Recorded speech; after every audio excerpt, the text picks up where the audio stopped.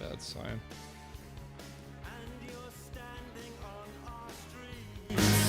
Where Hector was the first of the gang with a gun in his hand, and the first to do time, the first of the gang to die. Oh my. Hector was the first of the gang with a gun in his hand, and the first to do time, the first of the gang to die. Oh my. You have never been in love. Sorry guys, the internet completely disconnected, and I kept talking, and I thought the stream was still going on, and nobody was commenting. I thought, what's going on? And then YouTube said, oh, it got disconnected. Hello, Rusty Shackleford. Hello, Sweet Body Fit. Yeah, I read your comment on that. I'm glad to know it's not something too serious. Hello, Lydia. Nobody thought you were a stalker. Yep, I need to warm up. You're right. Hello, Ortho Christos. Swinging Kettlebells. Yep, Smiths were a great band. They were. I used to listen to them when I was in high school. This is one of the songs that I used to listen to when I was in high school. Gun on his hand and the first.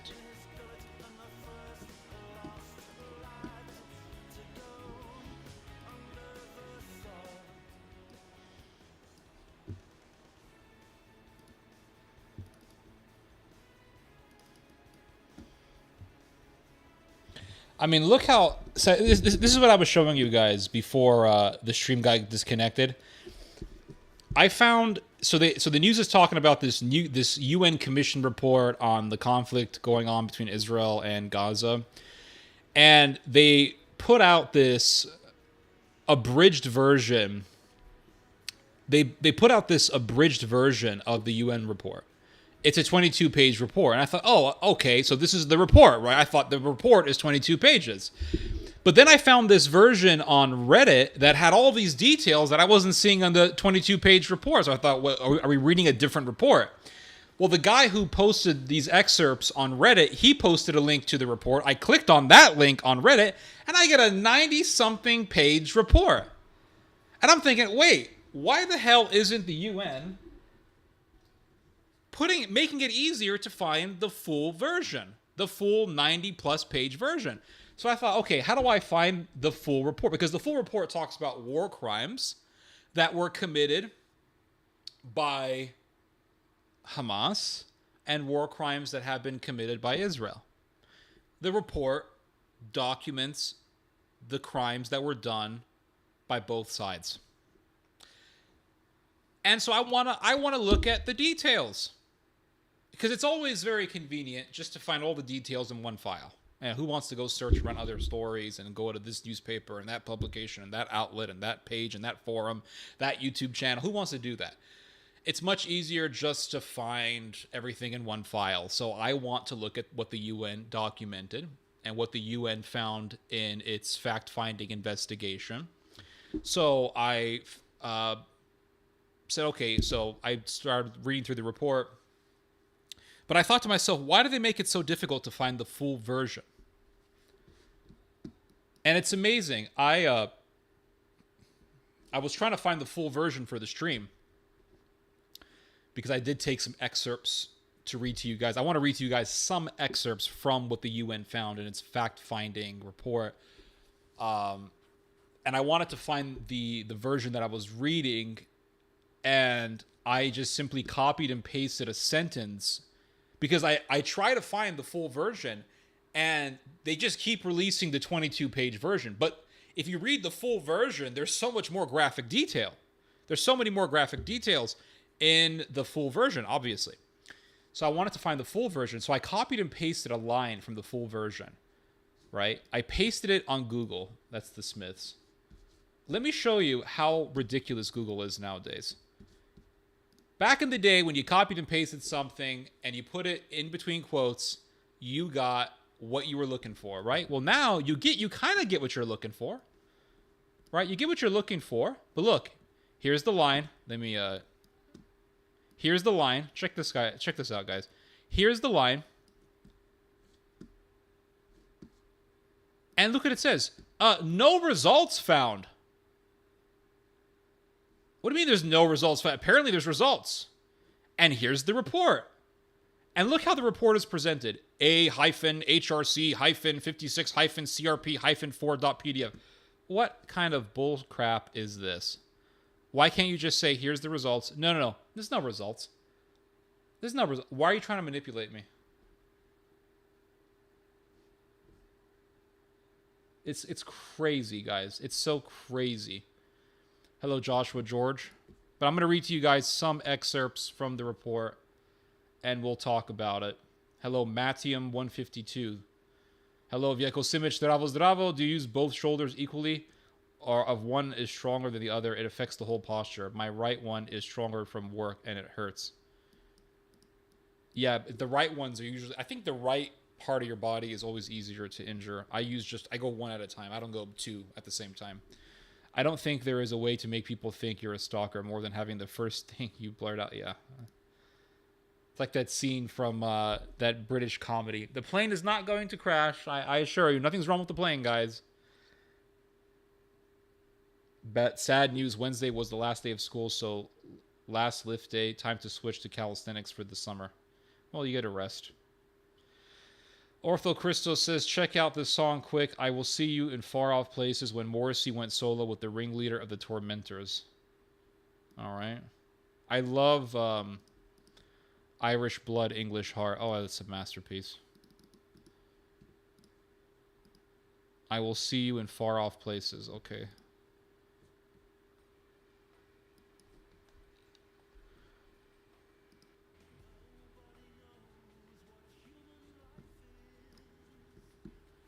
We come, why we go. So why then do I know I will see you? I will see you in far off places. Nice. That's a very Middle Eastern sound. We'll play some more. Let me read your guys' comments here.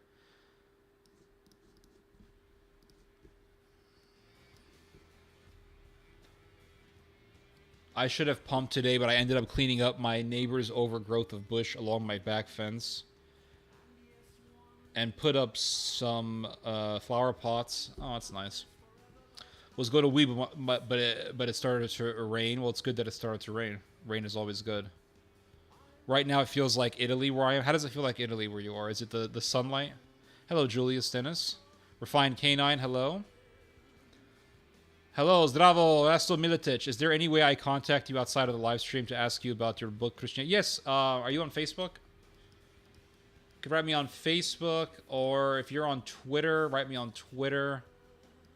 Hello, Amir. Refined Canine, you made a very interesting comment about the Vatican. Ooh, that's a good one. The Vatican. I got this at the grocery store today. Before I came up here to start the stream. Culture Pop Soda. Strawberry and rhubarb. Very interesting. Very interesting.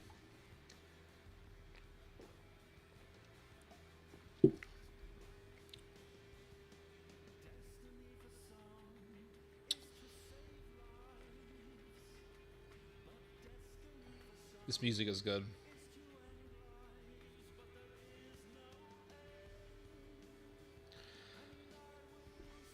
I like that line from Morrissey. Destiny for some is to end life, but there is no end.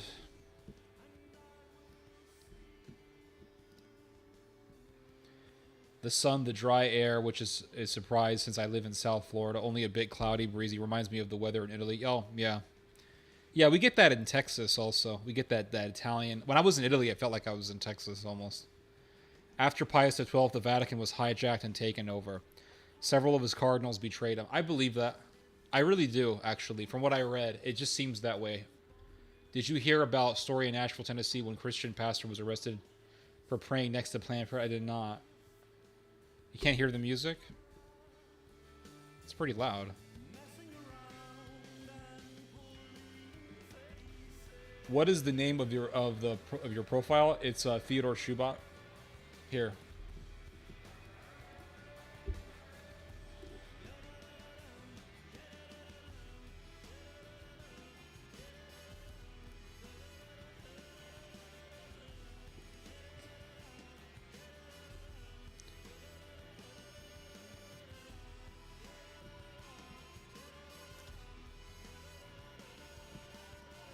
Here. Here you go.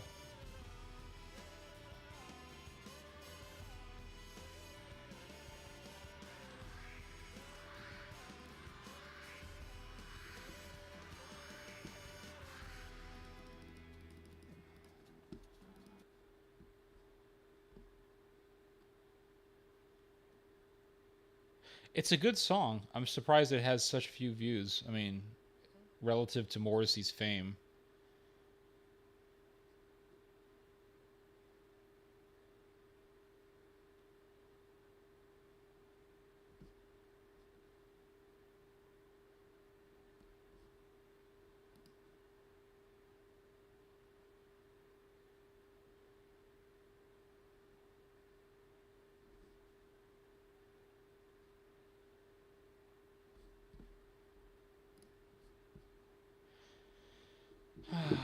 To buy Rumble?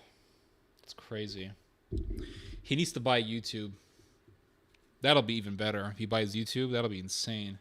Is there a Morrissey in the background? Oh my god, you were going old school. Yeah. Yeah, there's Morrissey in the background. I should play some music. Hold on, guys.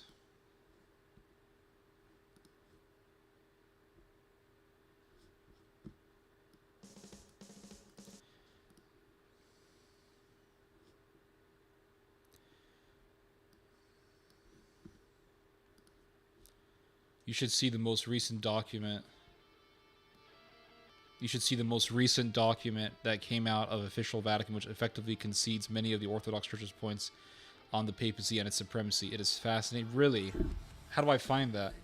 Most recent document that came out of the official Vatican. Did you watch Civil War? I did. I watched that film. Thoughts on the film Civil War? I think more or less it portrays... Again, I'm not a military expert, and I'm not an expert on guns. But I think more or less it shows the types of fanaticism that would be rampant in the United States in the case of a civil war. Are you a real American? Are you an American? What kind of an American are you?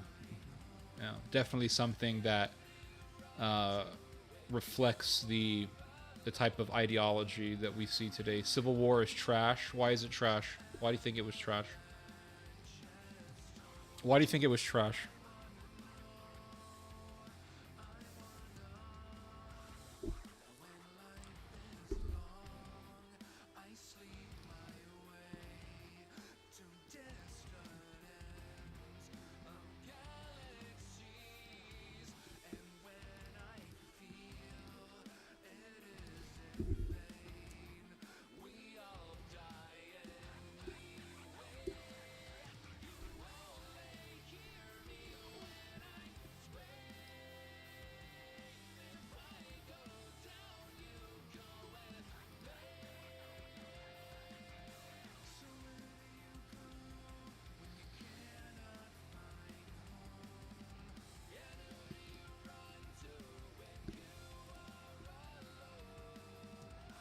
The Novus Ordo promotes every religion other than Catholicism. Vatican II is itself taught against the monarchy of the papacy, which contradicts actual Catholic doctrine.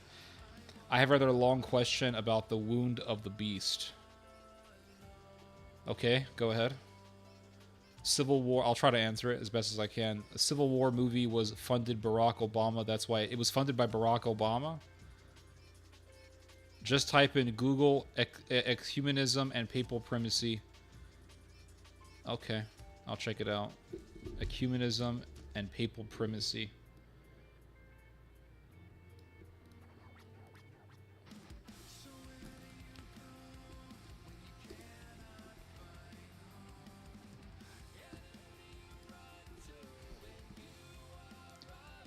Ecumenism and papal primacy. I'm really interested in getting the Norman Finkelstein book on Gaza. Do you know what the name of the book is? Yes, it's here, I'll write it down for you.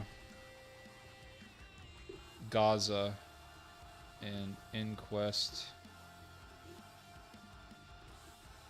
into its martyrdom.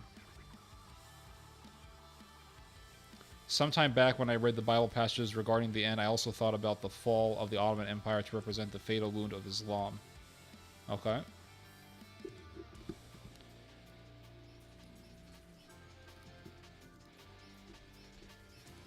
Why is it so difficult to copy and paste things?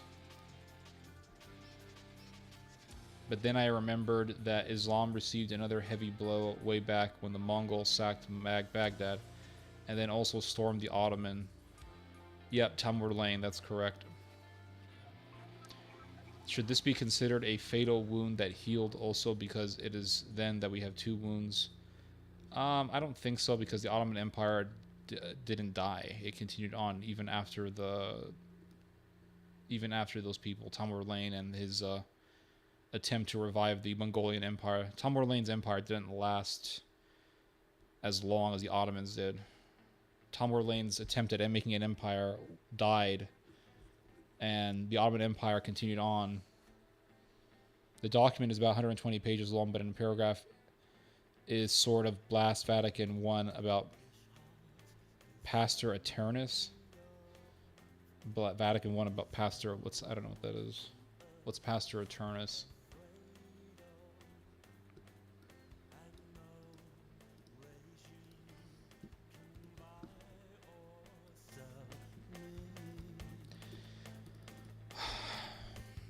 I've been dreaming of a time.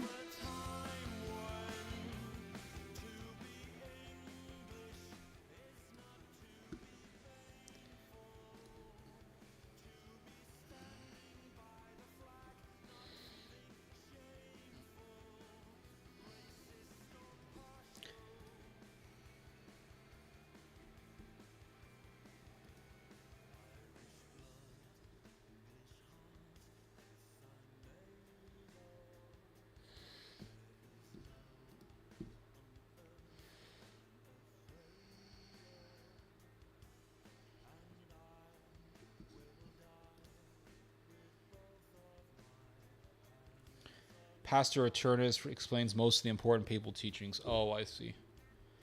But the Mongol incursion halted the spread of Islam, did it not? Well, here's the thing you have to remember. Tamur Lane was a Muslim. He was a Shiite. So it was Muslim versus Muslim.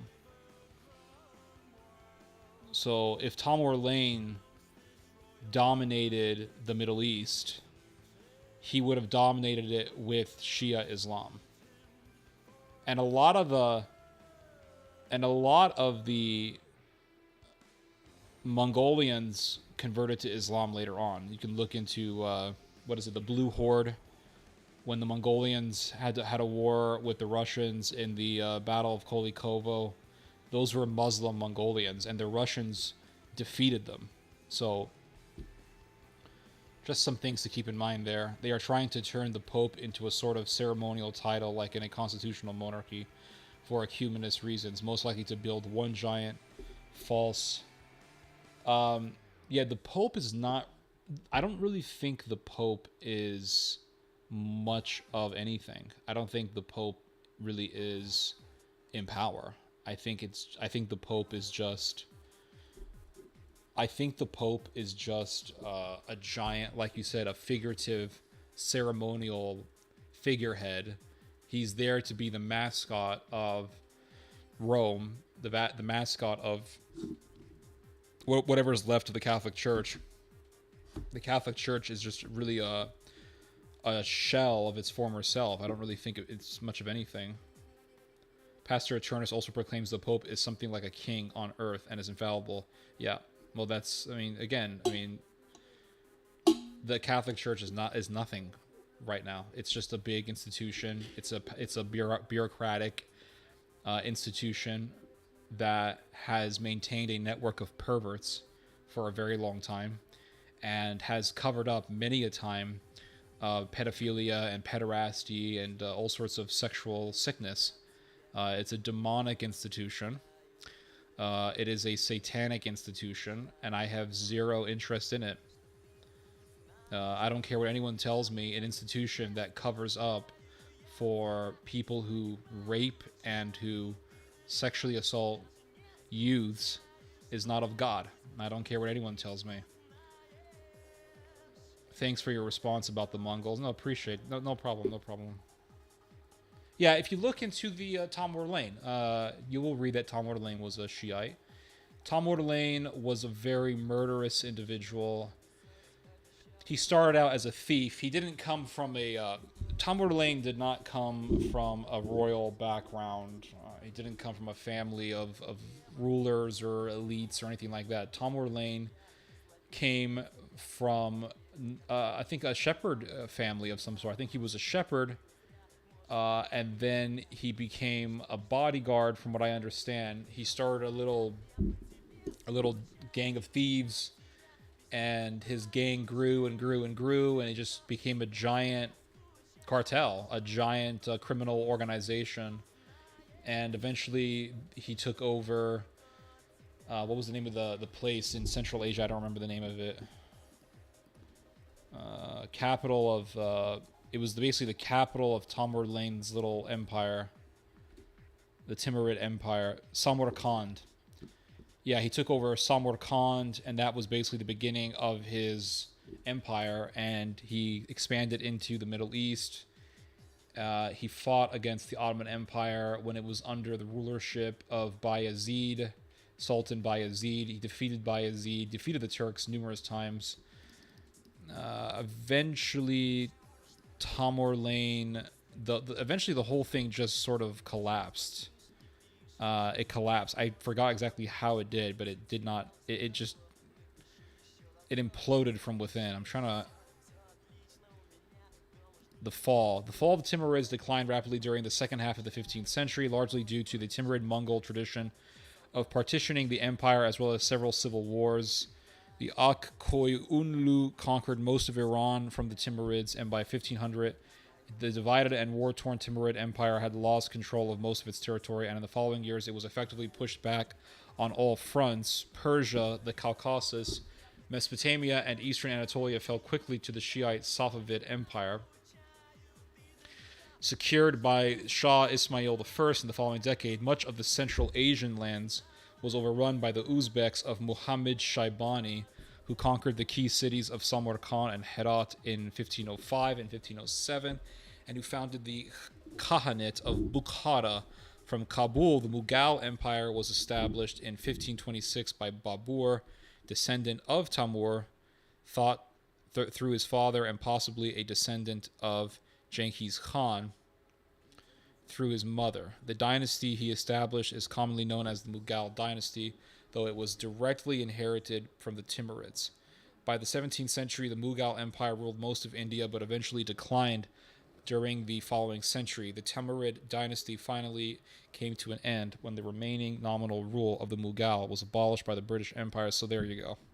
So basically, different factions from within the empire started fighting each other, and then the Safavid Empire secured much of eastern Anatolia, and then Muhammad, the Uzbeks under Muhammad Shaibani, conquered the key cities of Samarkand. Well, Samarkand was the capital of the Timurid Empire, so that right there marked the end of the Timur Lane's empire.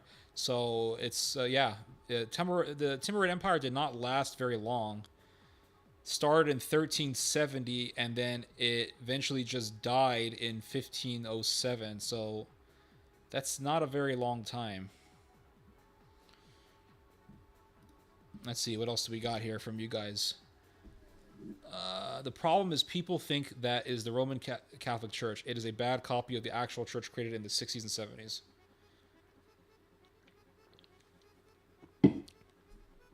This is good music. Many believe, among them myself, that this latest papal document on the primacy is just one step for a false union with the Eastern Orthodox Church. Patriarch of Constantinople appears to be on board with it. Yeah, but I could totally see the Greeks and the Romans uniting, the Latins, the Greeks and Latins. I could see that happening. I do not see the Russians being in accord with that union. I don't see that happening at all. And there's already, and I know some Eastern Orthodox people will argue with me on this one, but I think there's already a schism between the Greeks and the Russians. I don't think they're together anymore. I think they're enemies. They're religious enemies now. I don't think the Russians and the Greeks are really together, from what I understand. Transoxania, I think. Transoxana.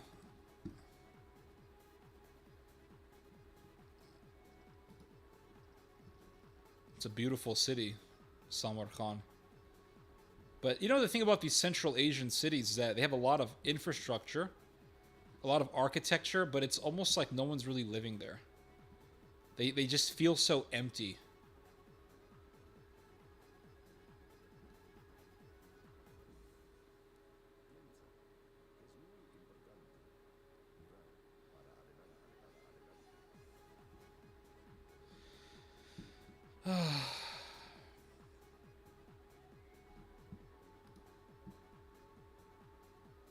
Centuries of abuse. Yeah, it's not just the 60s, my friend. It goes back before then. Is that a dude whose grave was cursed and when it was opened, Hitler showed up? What are you talking about? Tom Orlane? I don't know. Never heard of that.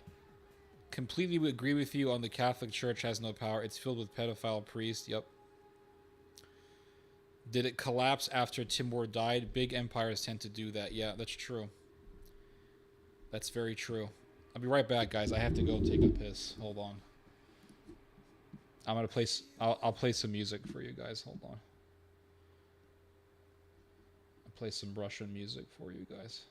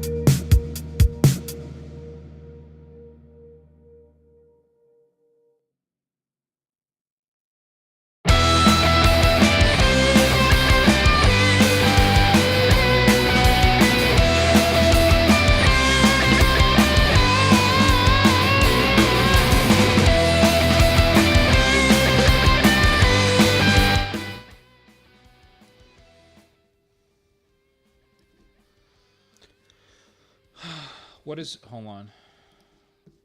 Is the internet still working? Okay. What is your opinion on Syriac Orthodox Church, which is original church? I have no idea. I'm sure it's fine. I don't know. I've never looked into it. Because the Russians want to hold Ukraine under their church, and the Greeks want Ukrainians to be autocephalous. The only problem is that the Ukrainian church, there's two different Ukrainian churches, from what I understand. There is the Orthodox Ukrainian Church, which is still under Moscow, and then there is the Orthodox Church. Sorry, there's the Ukrainian Orthodox Church, which is under Moscow Patriarchate, and then you have the Orthodox Church of Ukraine. They're two different churches. The Orthodox Church of Ukraine is under its own, like you said, autocephalous. The reason why the Russians broke off with the Greeks is because, and this happened back in, 2018, I think it was 2019, it broke off, was because there are several splinter groups in Ukraine which are ultra-nationalist churches that, if you look into them, they honor Nazi killers. And they are a splinter group. They shouldn't be a part of any church. But they're crazy ultra-nationalistic churches. And for a long time, the Ukrainian nationalists have wanted those splinter groups to be accepted. And so what Bartholomew did was he gave legitimacy to those splinter groups. He gave legitimacy to those splinter groups. And that is when Russia said, that's enough. And that's it. We're not going to accept your authority if you're going to be doing stuff like that. And Mr. Bartholomew, he said that the Orthodox Church of Ukraine can have its own autocephalous, and included into that church would be these splinter groups. And so the Russians took a huge issue with this, and they told Bartholomew, F you. The Egyptians said, oh, we recognize this church, and the Russians told the Egyptians, F you too. And that's what happened. The Ukrainian Orthodox Church is the real church. Right, and then there's the Orthodox Church of Ukraine, which is its own little thing. Its autocephaly has been accepted by the Ecumenical Patriarchate, which flipped due to CIA and U.S. pressure. That's right, yep. The new Church of Ukraine is heretical.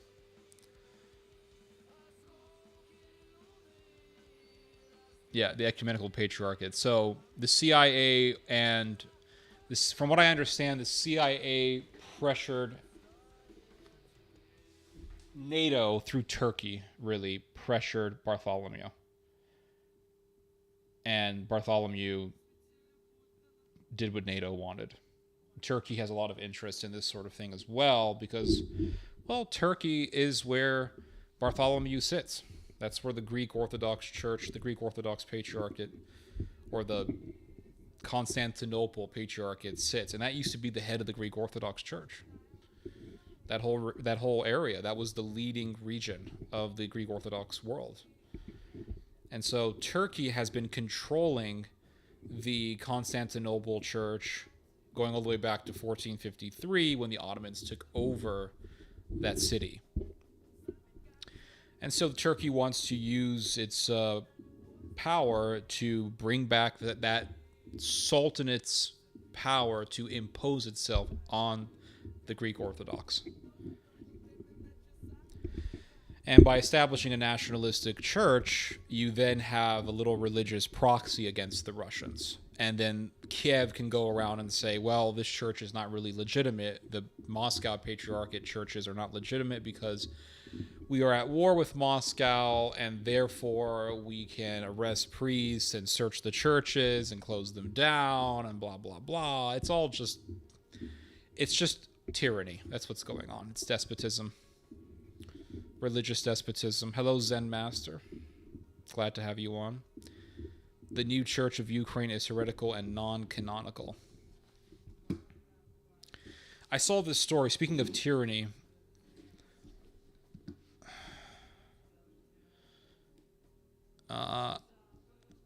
speaking of religious tyranny, I wanted to show you guys this article.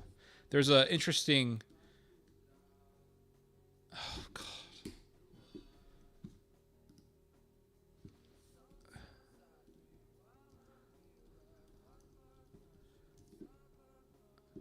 There's an Israeli newspaper. It's called Plus 972. It's quite an informative read. Quite an informative little newspaper in Israel. And they had this story. I wanted to show this to you guys. About this professor who got arrested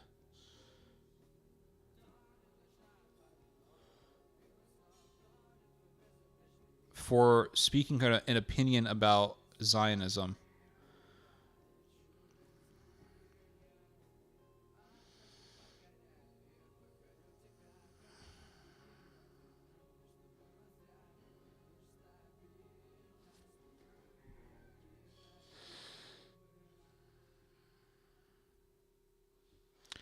Very sharp rise in media censorship. I wanted to show you guys this stuff. It's very interesting.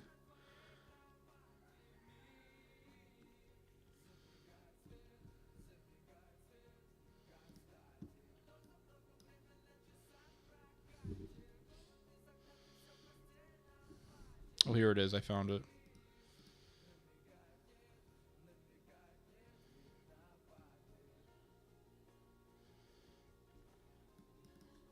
Israel is becoming more and more tyrannical, everyone. And it's continuing to I think, increase in its... What's the word? Repressiveness? What's a certainty is the Greeks have zero business in Russia's yard. After all, I think the Greeks did jack in Ukraine, but the Russians did something for Orthodoxy over the ages. Well, I mean, the Russian Orthodox Church, right? It goes back to Kiev. I mean, wasn't it called Kievan Rus?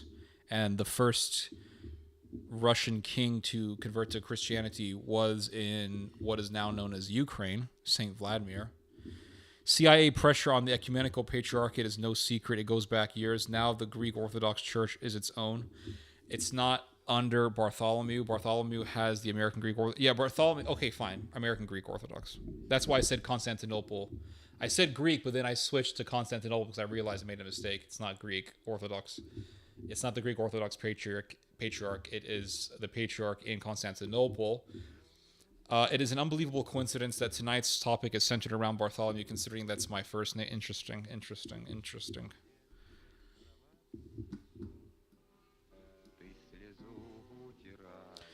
Orthodoxy or death is name of the group. They are active in Ukraine and Russia. Interesting. And so they're considered what? They're ruffians, or what are they? Not the Greeks, mate. It's the ecumenical patriarchate, which is not the Greeks. He might be of Greek origin, but the Greek Orthodox Church in Greece is not under... Okay. All right, understood. I want to show you this article, guys. It's pretty interesting. All right, let's get the text straight here. There we go. So it says here...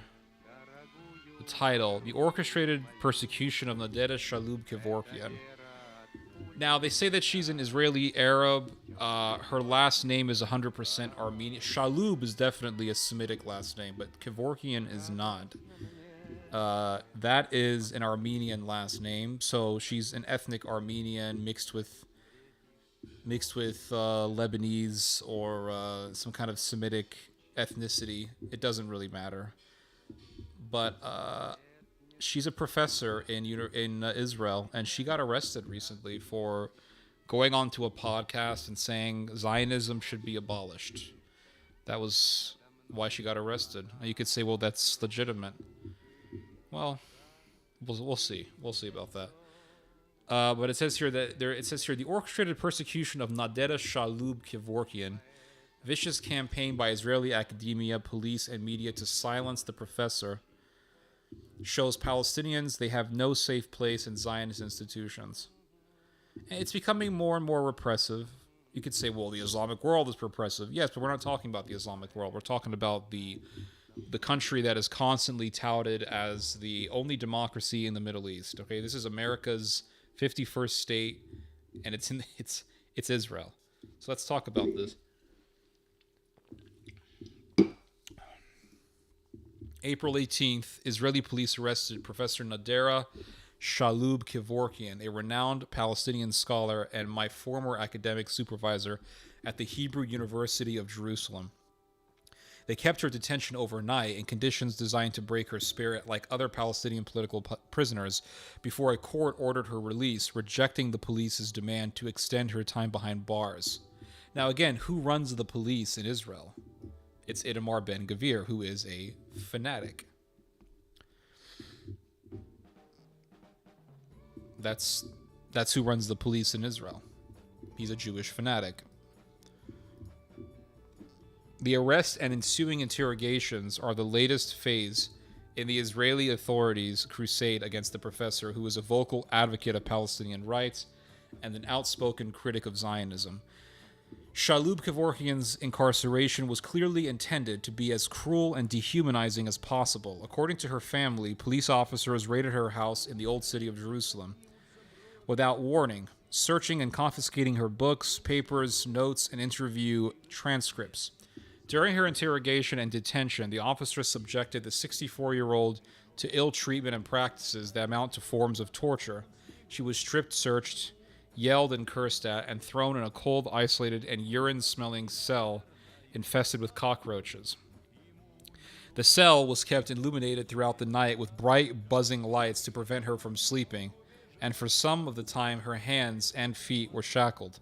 Shalub Kevorkian requested to raise the temperatures of the cell or be provided with warm clothes were refused. And she had to use a damp sheet that also smelled of urine to shield from the cold. The authorities even used her health conditions as leverage, suffering from dangerously high blood pressure due to the arrest, and fearful of potentially having a stroke. She had to plead with the prison doctor and medics to provide her with medicine. The transcript of her court hearings the following day reveals the authorities' fervent determination to depict Shalub Kevorkian's knowledge production as incitement. The hearings show that the arrest warrant and interrogation were instigated directly in response to her interview on the Makdisi Street podcast last month, particularly regarding her remarks calling to abolish Zionism. So she said, I think Zionism should be abolished.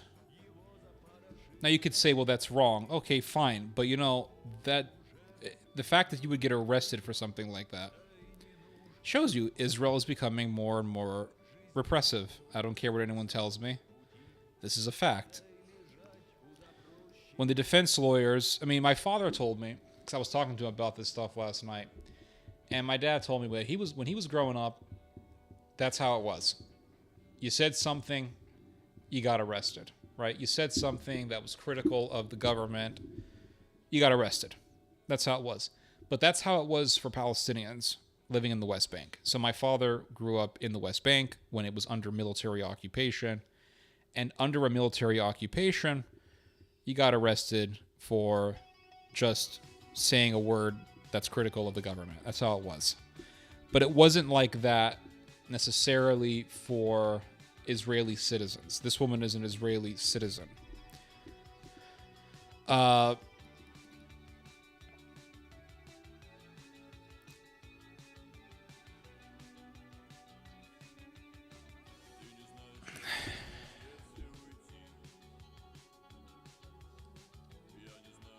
So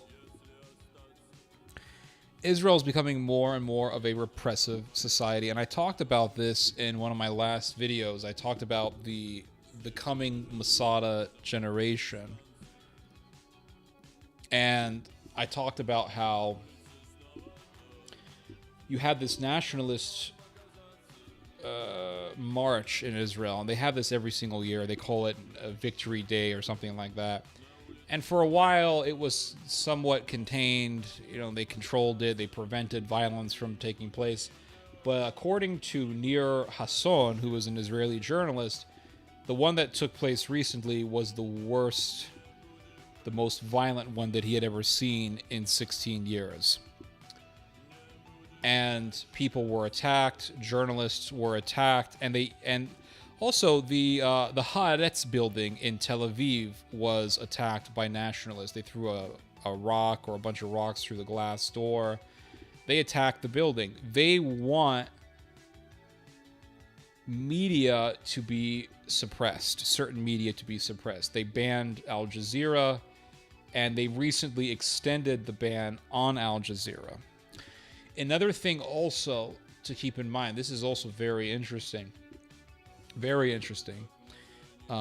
that is that the United Nations Commission did a report on war crimes done by Hamas and by Israel. And the report stated that there was indeed, or there is indeed, evidence for sexual violence done by Hamas. And there were definitely cases of sexual violence done by not necessarily Hamas, but nonetheless Islamic militants who joined in on the violence on October the 7th.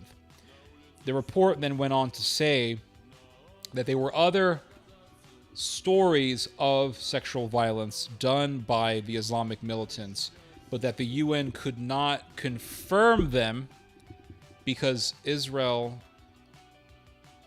barred medical officials, medical personnel, from speaking with the United Nations fact-finding team. They made it prohibited to speak with the UN. Now, if you are a doctor in Israel and you have treated people who were attacked physically and or sexually by Hamas/Islamic militants, I think it's fair to say that you should have the right to speak with the United Nations. United Nations wants to do a fact-finding report, and I think that you should be allowed to speak to the UN. What is the crime? What are you hiding? Those people should have been allowed to speak with the United Nations. Because when you look at the report done by the UN, the report does get into detail, a lot of detail, on atrocities committed by Gazans in Israel. It talks about sexual violence, executions, the murder of children. It talks about the murder of parents. It talks about how there were many children who lost one parent in the massacre. It talks about children who lost both parents in the massacre.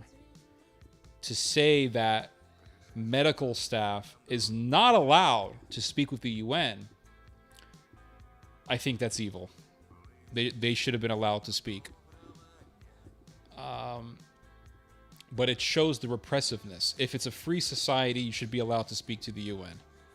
If it's a free society, you should be allowed to say Zionism should be abolished. You have people today in America who say worse things, and they're allowed to say it. They should be allowed to say it. But again, it shows how the country is beginning to control speech.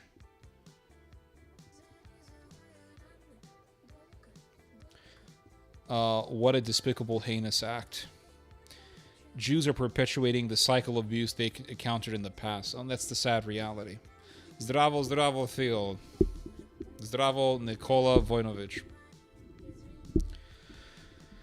So we can get more into this. Let's see here. Police representative also cited a quote that he claimed to have obtained. Let's see.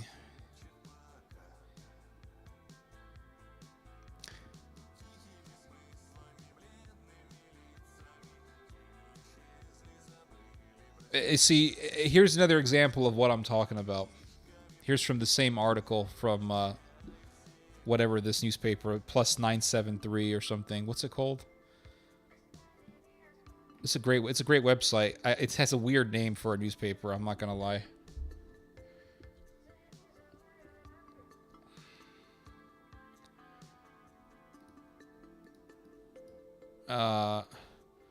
Plus 972.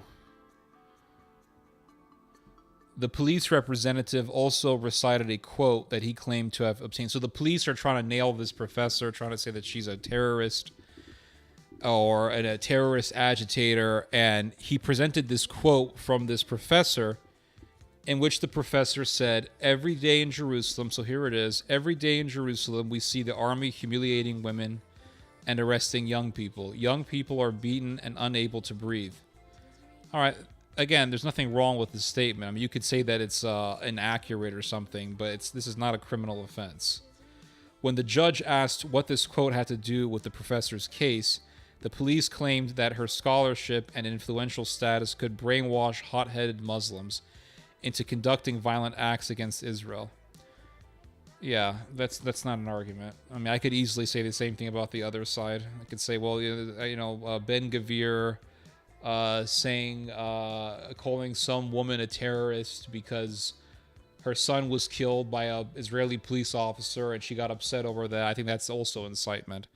Although both courts approved Shalub Kevorkian's release on bail, the judges still saw the Palestinian professor's knowledge production as potentially inciting. As a result, she was summoned for a series of interrogations.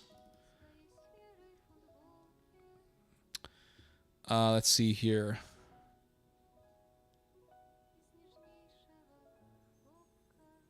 All right. There was another article that I wanted to show you from Plus 972. Very interesting read about the crime rate in Israel and how Palestinian gang violence has been increasing. Here it is. I wanted to show you guys this. This is very interesting. Are Jews a race or a religion? That's a good question. They are both. It's an ethnicity. At the same time, it's an ethnicity that's connected to a religion. So Jews are a mix of Semitic and usually whatever type of population they lived amongst. So, for example, Ashkenazi Jews, if you look at their genetic makeup, they are more or less 50% Semitic and 50% European. That's from what I've read. So by Semitic, we're talking about the Hebrew people who lived in ancient Israel. The Hebrews were basically Chaldeans. That's what they were. They were Chaldeans. The Hebrews were an extension of the Chaldeans. They were Hebrews who kind of mixed with Canaanite. They speak a Canaanite language. Hebrew is a Canaanite language. That's the language of the Canaanites. But they mixed with all the different societies that they lived amongst. So they were in Egypt. They mixed with Egyptians. They got mixed in with Canaanites, I believe. There was intermarriage between Canaanites. There's at least one case of intermarriage with a Canaanite that I read about in the Old Testament. I think it was Joseph. I forget. We know that Joseph married an Egyptian. But they also mixed in with Moabites. That's the story of Ruth. Ruth was a Moabite woman. She married a Hebrew. So there's that intermixture. Then you also have the intermixture between David and Bathsheba was a Hebrew, so that doesn't count. But there is the case of Bathsheba marrying Uriah the Hittite. David murdered Uriah. But again, that's a show that intermarriage has always been a common thing amongst Jews. They did live in Persia for hundreds of years. There had to have been some kind of intermixture. That they were living in Afghanistan. A lot of Yemeni Jews are out there. They were intermixing with the local Arab population there. So there's always been intermixture. So, but again, the people that we know as the Jews, they decided that they were all Jews. All right. They kept the identity of being Jewish. That identity was grounded and always has been grounded in the idea of both a religion and an ethnicity, because the Jews are the descendants of people who are of the tribe of Judah. So there's that ethnic character in the identity of being Jewish, but then again, it was always a religion, right? The religion of Judaism. After the time of Christ, there was, of course, the destruction of the temple changed everything.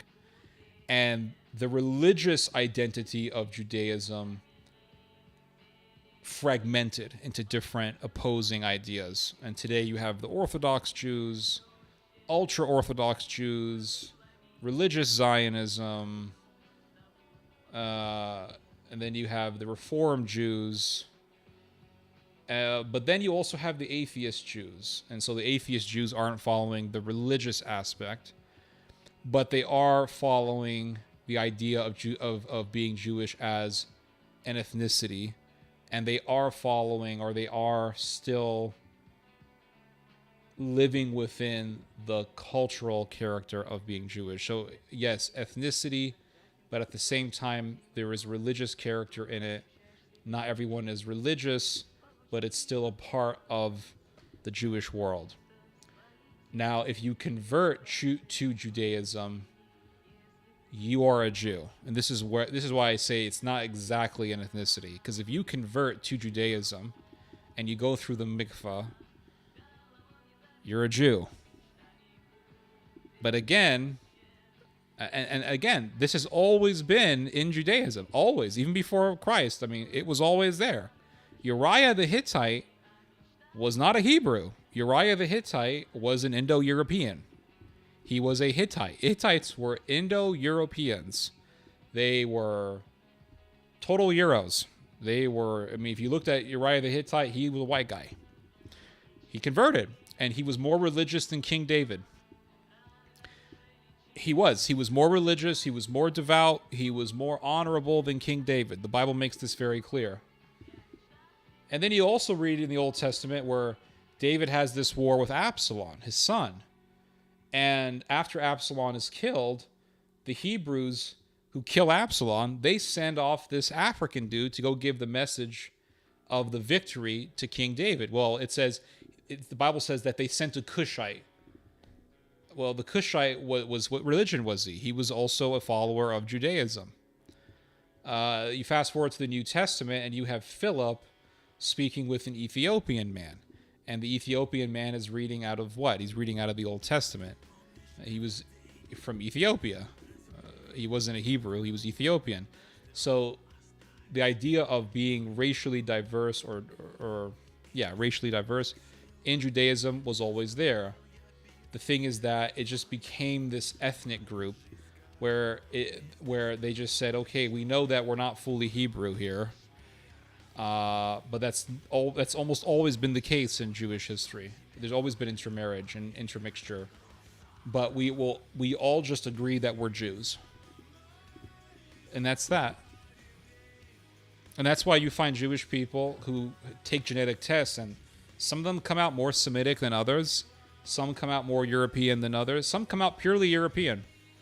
They don't have an ounce of Semitic blood in them. But again, they're a part of this ethnic group. It's kind of like I don't know. I'm trying to think of it's kind of like the Japanese.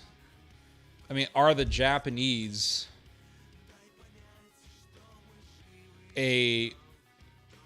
are they a what's the word? Are they a homogenous race of people? Right? Are they a homogenous race of people? And the answer is no. Everyone said the Japanese are a homogenous race. Now we could say they're a homogenous ethnic group. Right? They kept their identity pure in the sense that, yes, they have established a national identity and they almost always intermarry amongst each other and they limit immigration because they don't want too many outsiders coming in. Okay, fine. But if you look at the history of the Japanese people, and if you look at the genetic makeup of the Japanese people, what you'll find is that they were very intermixed, and there was a lot of intermixture that went on in ancient Japan. You had intermixture of, you have Chinese people who came into Japan intermixed. You had Korean people. The royal family in Japan are the descendants of Koreans. This is a known fact that's not talked about a lot, but it's just it is what it is.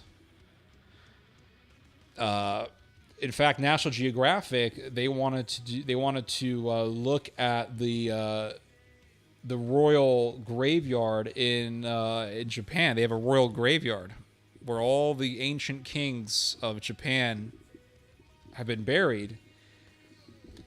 And these are graves that go back millennia. It's very ancient stuff. And for years, National Geographic wanted to send a team of researchers into that tombstone to look at the graves of the ancient kings. And for years, the Japanese said, no. Well, why? Because they don't really want to get into the Korean roots of Japan. They don't like talking about that. They want everyone to think that they came from the vagina of the great sun goddess Amitarasu, whatever her name was. But the reality is that everyone comes from somewhere, and everyone comes from a mix of different people. But anyway, eventually Japan did give National Geographic the permission to look at the tombs.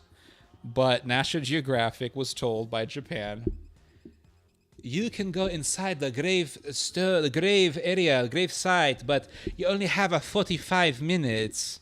What? Yeah, you only have 45 minutes.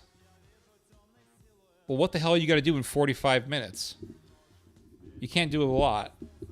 So they went to the gravestone and the graveyard, and there were these Japanese guys there watching them like a hawk and watching every move they did. And then right when the timer said 45 minutes, they said, got to go now, out, everybody. And they pushed them out. And so they weren't really able to deduce anything from the research, because 45 minutes is nothing in archaeology, especially when you're looking at something as serious as that. Koreans and Japanese people are related. That's the point. Absolutely. That is my point. They are related. But the Japanese people, they don't like getting too much into that. There was a professor years ago, I forgot his name, but he was a professor.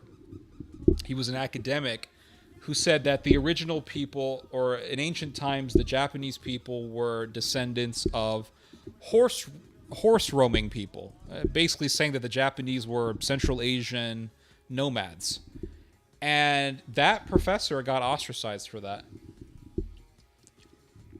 There was a book that was written years ago. Again, the title I do not remember, but I need to find it. And when I find it, I'm going to save it, because I keep thinking about this. I'm wondering, man, what was the name of that book? I need to find it. But there was a book years ago that talked about the relation between the Turkic languages and Japanese. And one thing that it said was that there is 100% a relationship between Japanese and Turkic. 100%. And it showed 100% why there was a relationship between the two languages. And it took a sentence from Turkic that said, from Turkish, I think, that said something like, the leaves of fall sail with the wind, or something like that. And it took that line from in the Turkish language, and then it compared it to the same statement but said in Japanese. And it shows how there were words in the Japanese version of the sentence that matched in both meaning and almost pronunciation with the words in the Turkish sentence, showing 100% there's a relationship.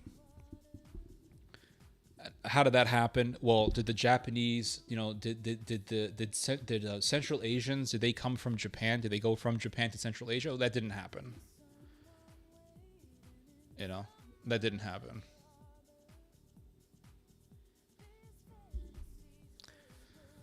but there's definitely a relation. And but if you look at the different peoples that lived in Japan thousands of years ago, you'll see they were different peoples. They spoke their own different languages. For example, in northern Japan, ancient northern Japan, the people there were described as being very tall and being very good warriors. Well, if you look at a map, you'll see northern Japan is very close to Russia. Obviously, what happened was the native inhabitants of northern Japan were Scythians or some kind of Slavic people. And then there was just a massive amount of intermixture. Slavs intermixed with Koreans, intermixed with the native Aboriginal population in Japan. What's it called? The Anu. Yeah, the Ainu people. Yeah, there was intermixture with those people. They just all got mixed up. Chinese people got mixed in there. And that's it. I mean, and then they said, okay, well, we all know we're sort of mixed up here. You know, you're taller than me. You're more light-skinned than me. You're more yellow than me. You're a little bit darker than me. We all know we're all sort of mixed up here, but we're all going to agree that we're Japanese. So they establish an identity, an ethnic identity. And that's it.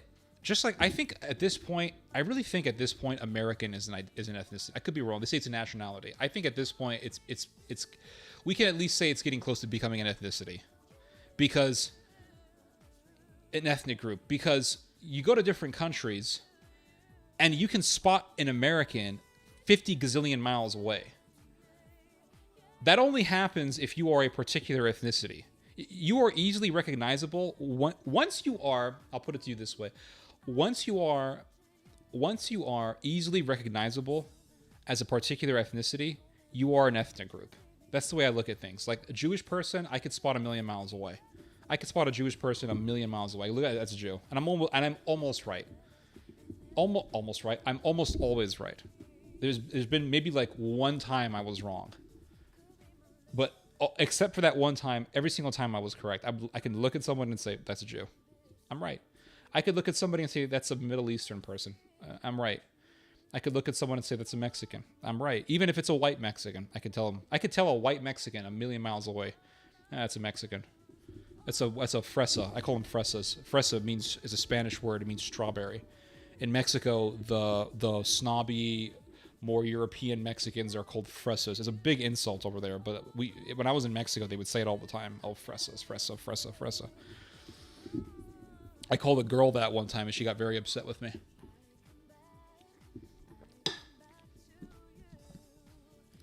I think if you can spot someone a million miles away, I think that that's an ethnicity. And when I was in Italy, I could spot Americans a million miles away. It's come to the point where you could say, well, there's African Americans and there's white Americans. It has come to the point where I can look at a black guy and I could say, that dude is from Africa. That guy's not even American. I could just tell him. It's the way they look. It's the way they walk. It's just everything. American comes with a way of walking. It comes with a cadence. It comes with a gait. It comes with just a lot of different things. You know, the way they talk, the way they eat, the physical mannerisms. All these things come with an ethnic group. And again, when I was living in Italy, I could spot Americans like that. I could look at it's an American. Well, we're all white here. Yeah, Italians can be white. Yes, absolutely. Americans are, for the most part, white. Yes, but there's a difference culturally, physically. There's a difference. How they look, how they carry themselves, everything. And yeah, and even if you're, let's say, even if you are a Middle Eastern American, let's say you're Middle Eastern, your parents were Middle Eastern, but you were born in the United States, there are certain aspects about you that are going to be American. Do you see what I mean? What happened to my... Oh, yes, YouTube. Yes, I want to continue listening. Do you see what I'm saying? So it's... What am I doing? I was listening to music. Okay, it was just... So that's how it is. Turkish language similar to German and Japanese. Is it really? A white Mexican? Yeah, there's light-skinned Mexicans out there. Zen Master says, "What's so weird about a white Mexican?" Nothing. There's nothing weird about being a white Mexican. Was it not a Spanish colony? It was indeed a Spanish colony, and that's why you have white Mexicans there. It's like insinuating that Spaniards aren't in somewhat part of the white club. Well, no, they are. I mean, they're part of Europe, right? If you go to southern Spain, which I have, they are some very, very dark-skinned Spaniards, and that's because of the North African invasion. They are southern Spaniards who look 100%. They could come from Mexico. You would think they're Mexican. You would never think that they were from Madrid. There are many white Mexicans and that's correct. They are. Mexico, last I checked, Mexico has the third highest population of white Hispanics. I think Argentina has the highest number, and then number 2 is Brazil, and then number 3 is Mexico. You also have Uruguay. Uruguay is very high in Paraguay also, but Uruguay especially very high in white population. Very large white population is in Uruguay. Hello, Mr. Schubot looks white to me. I would say I look very Mediterranean. Mexican president is Jewish. Yeah, I know. I saw that, which is very strange to me because when I was living in Mexico, people there were they didn't like Israel. Mexicans, when I was there, they hated Israel. Very anti-Israel. So I don't know. I don't know what to think of this. Some Mexicans are descendants from the Mayas. That's correct. Yep, that's right. But my point was that, so let's say you go to Mexico and they say, there's white Mexicans and there's dark skinned, whatever. There's a mixture. Most people in Mexico are mixed between Spanish and indigenous. They're still a part of an ethnic group, right, known as Hispanic. All part of the Caucasoid group of human beings, northern India to Middle East. That's correct. That's right. Caucasian. That's correct. But my point is that it's... What the hell was my point? I forgot what my point even was. I was talking about Japan for a second. What was I talking about? I forgot. Oh well. Japan and... what were we talking about? Oh yeah, Jews. Is it a race or a religion? Yeah, that's the whole thing. It's at this point I think it's more of an ethnicity than anything else. Because let's think about it. There is a religion, there is a religious body called Judaism. In that religious body, they have different sects. So like I said, Orthodox, ultra-Orthodox, Reformed, you got religious Zionism, and it's all under the umbrella of Judaism. Okay, fine. You could say the same thing about Christianity, right? Protestantism, Catholicism, Eastern Orthodox. And then within Protestantism, there's a million different sects. So charismatic and Baptist and Reformed Baptist and Presbyterian, and then it's so funny. There's infighting between all these different groups. There's infighting between the Baptists, infighting between different Protestant groups. Do we baptize babies? Do we not baptize babies? Do we dunk people's heads in water, or do we sprinkle water on top of them? What age should people be baptized? What else do we have? Can we have women ministers? Should it all just be men? What else do we have? Are women allowed to speak in the church? Oh, they have some churches in America where they have no instruments in their music. Ethno-religious group. I think that's a very good way to sum it up. Ethno-religious.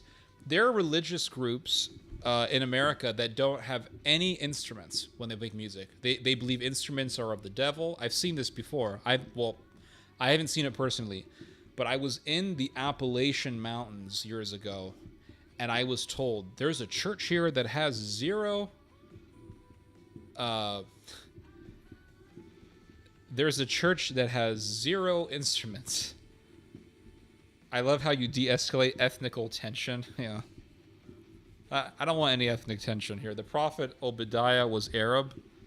Really? How is that? Tell me. Obadiah was an Arab?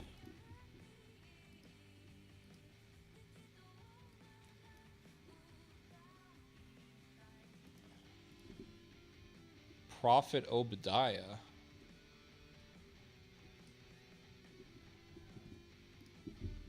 Abdias.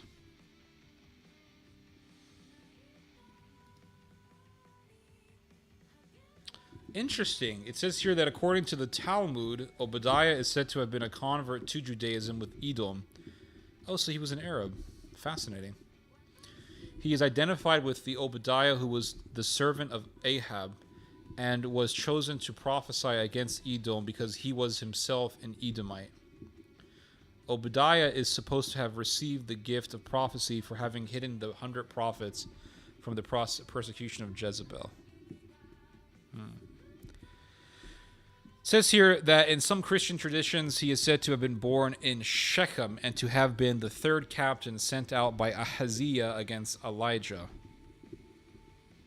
I have no idea. That's crazy. I think Job was an Arab as well. Enjoying some Greek yogurt with blackberries? Awesome. Only an intellectual can do that. I try. Doo-wop Christian music? I don't think this is Christian music, my friend. This is some weird K-pop stuff that somebody recommended to me. It's J-pop. It's a Japanese song. The Japanese are getting really into rock and roll. Job could have been. I think Job probably was an Arab. Did you buy any new books? In fact, I did. Oh man, I bought. Let me show you guys something here. Hold on.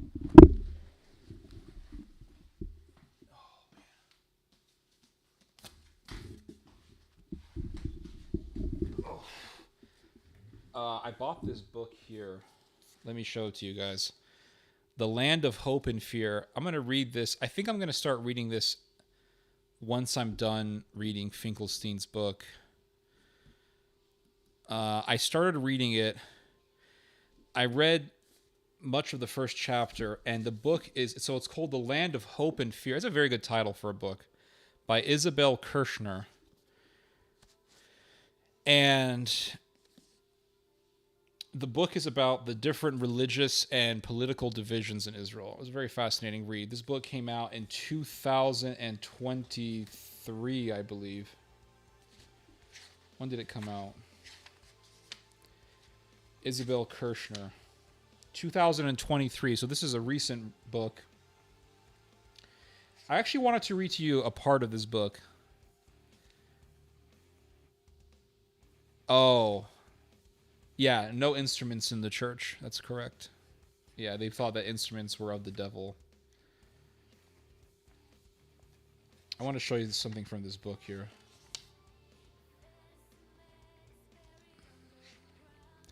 Her name sounds Arabic. Isabel Kirshner. Well, Kirshner is a very typical European Jewish name.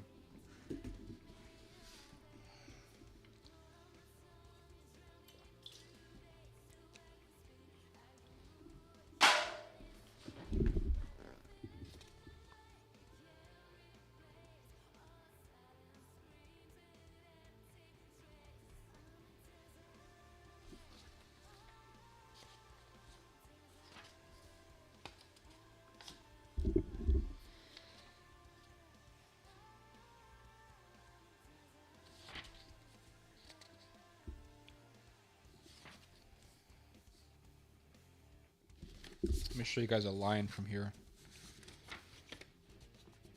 Oh, here it is. I found it. So the book talks about the different demographic things, demographic shifts that have been taking place, and also the demographic happenings that, depending on what happens, can be very ominous. But I want to show you guys what it says here.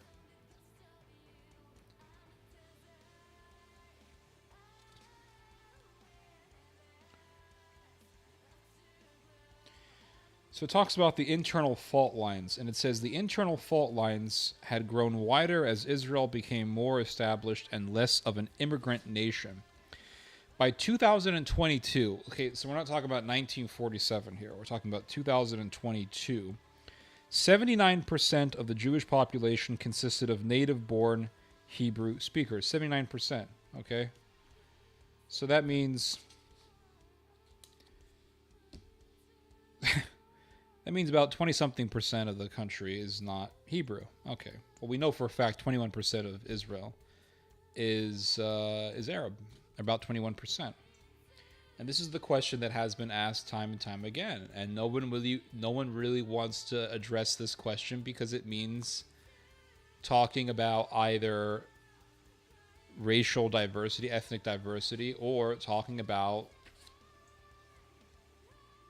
diminishing democracy for one ethnic group to the advantage of another ethnic group. In this case, it's the Jews versus the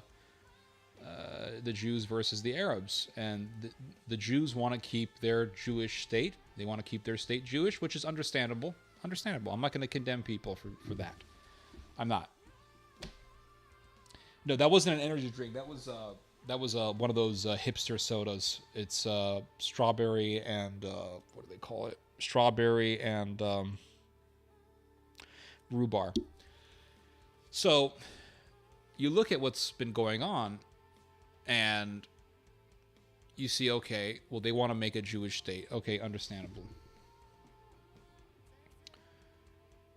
What happens when the Arab population grows to the point where it's a serious demographic? What are you going to do, right? And they are Israeli citizens. These are not foreigners. They're not people who have come from a different country. They are born and raised in Israel, and their family has been living in Israel for generations. What do you then do with them? So they're 21% now. They're going to get bigger. It is inevitable. So let's get into this. So the book gets a little bit into the growth of the Arab population. And it says here, Messianic Jewish settlers, etc., etc. So it says here, almost half the nation's first graders. So this is as of 2022. Almost half the nation's first graders were either ultra-Orthodox Jews or Arab speakers. So 50% of the first graders in Israel are either Arab or ultra-Orthodox.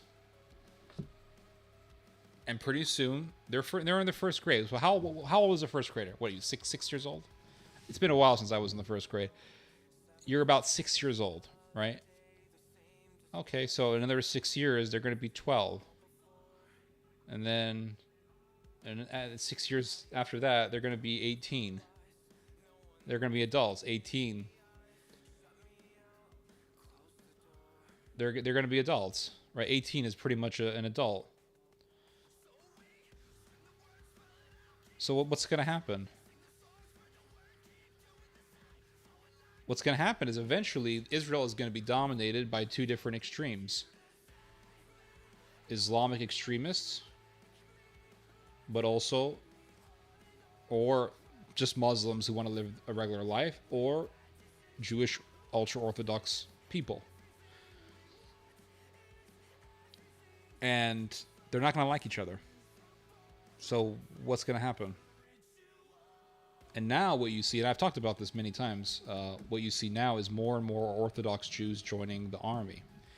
And it's going to be inevitable. It is inevitable that more and more Orthodox Jews are going to be in the military. They have to. They have to. Because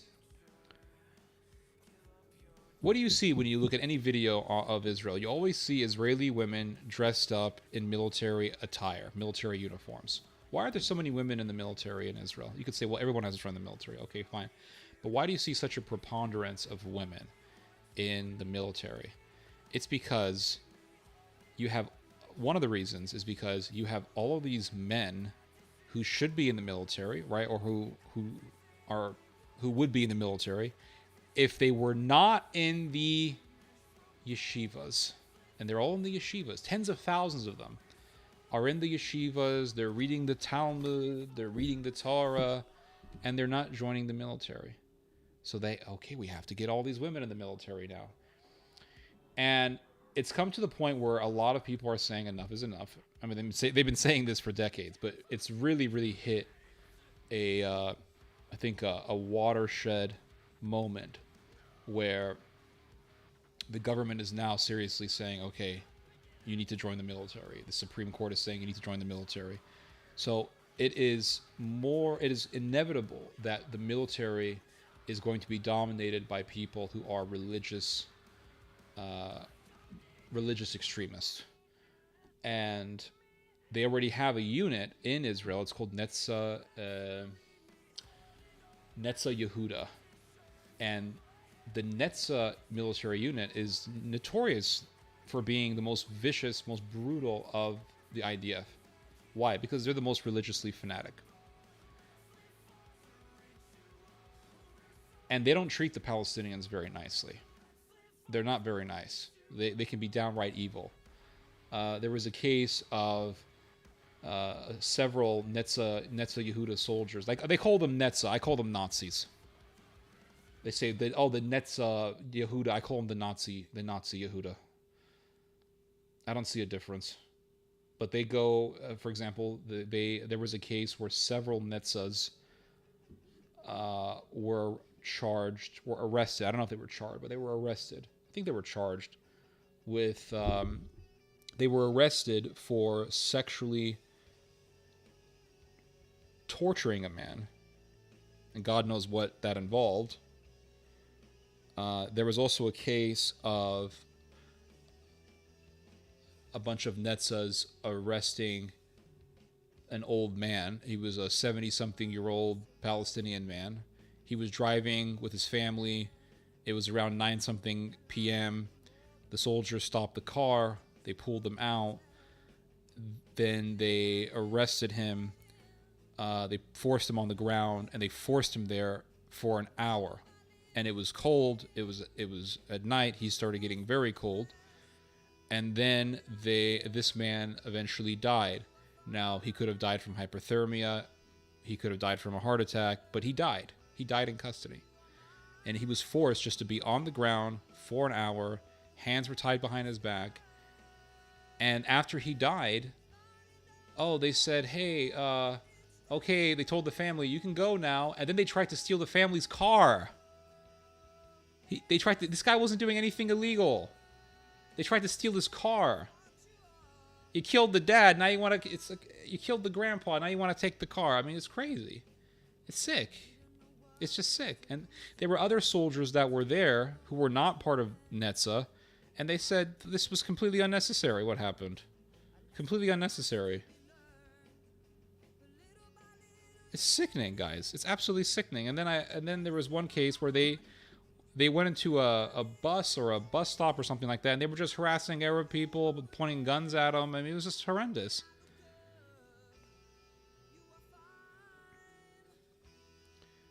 It's crazy. But this is the Netza. You know, this is the Netza Yehuda, and they're growing. And so it's like, well, hey, you got to join the military. So you got a bunch of nerds, and you're going to give them guns and military training, and they're going to be very dangerous.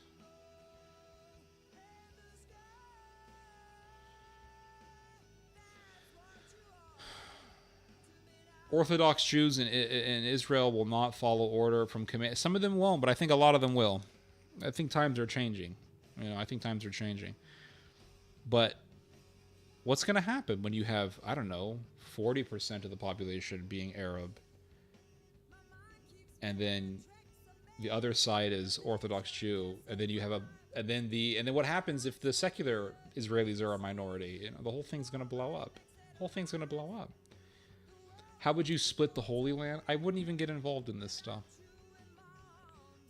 I wouldn't get involved in it. I think it's a cursed land, and that's that. It should be just left alone. What was I was gonna read to you guys something. Oh yeah, here it is. So it says here, almost half the nation's first graders were either ultra-Orthodox Jews or Arab speakers who did not share the Zionist upbringing of the Jewish mainstream. Slowly, almost undiscernibly, tectonic shifts were taking place below the surface of Israeli society. Now, this is very interesting. Look what it says here. Amid the general sense of a national unraveling, Reuven Rivlin, Israel's former president and an old-school Likud party liberal, had leveraged his largely symbolic role and, like an anguished prophet, called for unity and national healing. In a seminal speech in 2015, dubbed the Four Tribes speech, he tried to sum up Israel's conundrum and the bases of its social fissures with a presentation that resonated and reshaped the national discourse for years.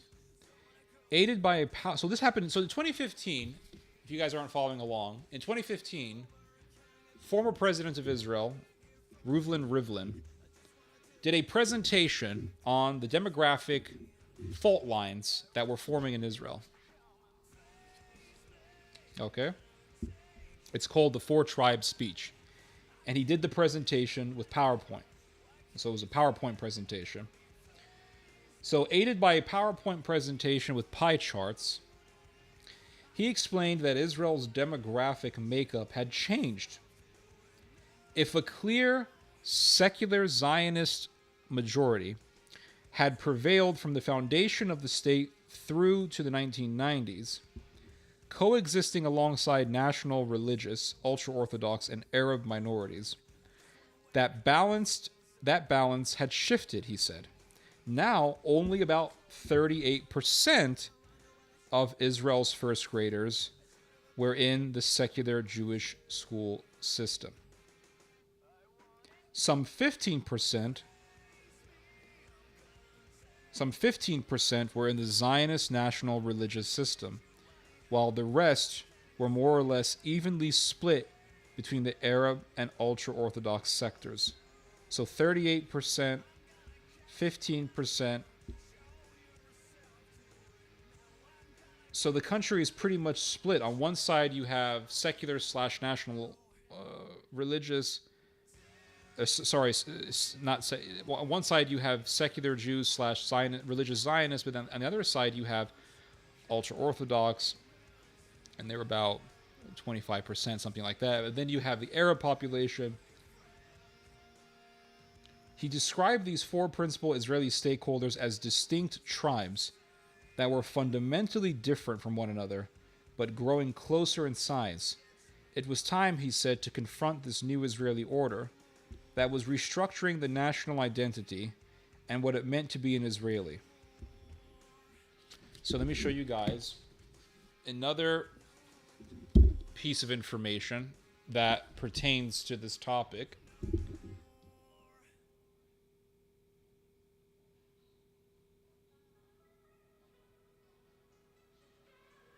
Okay.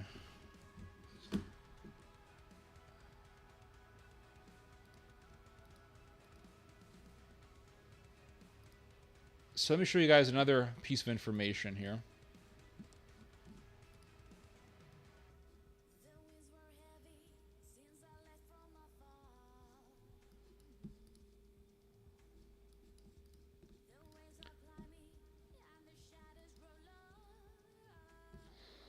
I want to show you guys this article here.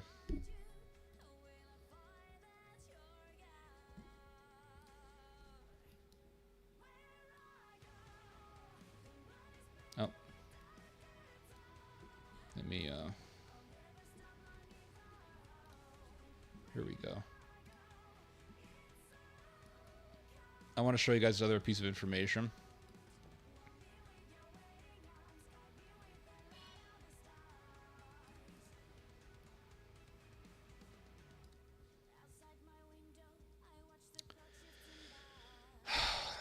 I know I shouldn't address this person, but I know this.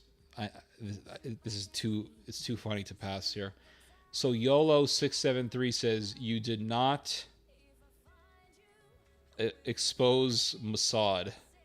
You mean Mossad? Not. I think you had a little Freudian slip there.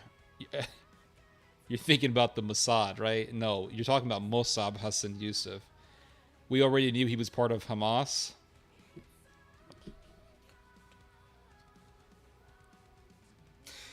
Oh my god! I really need to. I really need to upload the full video of me talking about Mossab Hassan Yusuf. Okay.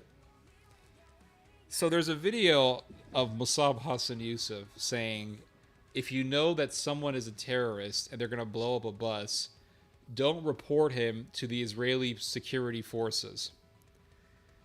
You do realize that that video was from after his book was published, right? You do realize that, right? Or you don't? You didn't realize that. You do realize that that interview in which he said that was made after he published his book, Son of Hamas, Green Prince, whatever the hell it was called, right? So his book was published where he talked about how he left Hamas, and then he started going to all these churches. He did the big church round. He did the rounds with the churches. He went to the churches, the evangelical Starbucks locations, and he talked to a bunch of coffee drinkers about how he found Jesus. Meanwhile, he goes to a Middle Eastern broadcasting network, which is controlled by CBN, which is located in what, Virginia? I think that's in Virginia. Yeah, CBN is in Virginia, which is where the CIA is headquartered, by the way. And he's telling Middle Eastern people in the Arabic language, hey, if you know someone's going to... This is after finding Jesus. You found Jesus, right?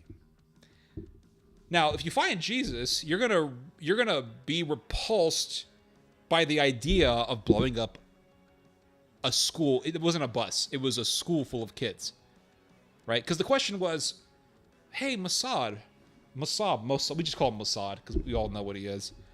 Hey, Mossad, if you know that some guy's gonna blow up a school and kill a bunch of kids, what do? He said, don't cooperate with the police. Huh. It's a very Christian thing to say. So he's going to all these churches telling everyone about the love of Jesus. Then he tells Middle Eastern people, don't go to the cops, even if you know that someone's going to kill a bunch of kids. Very Christian thing to say. Very Christian thing to say.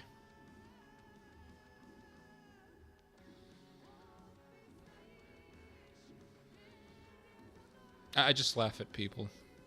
People can be that crazy. Crimson Sun in the background. Wow. Finnish maters. Anyway, let's go back to this article, guys. So stupid.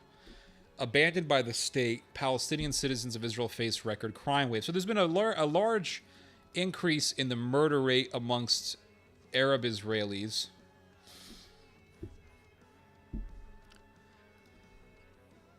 And it says here, talks about this ethnic tension. So I read this article, so I'm going to give you guys the little summation of it.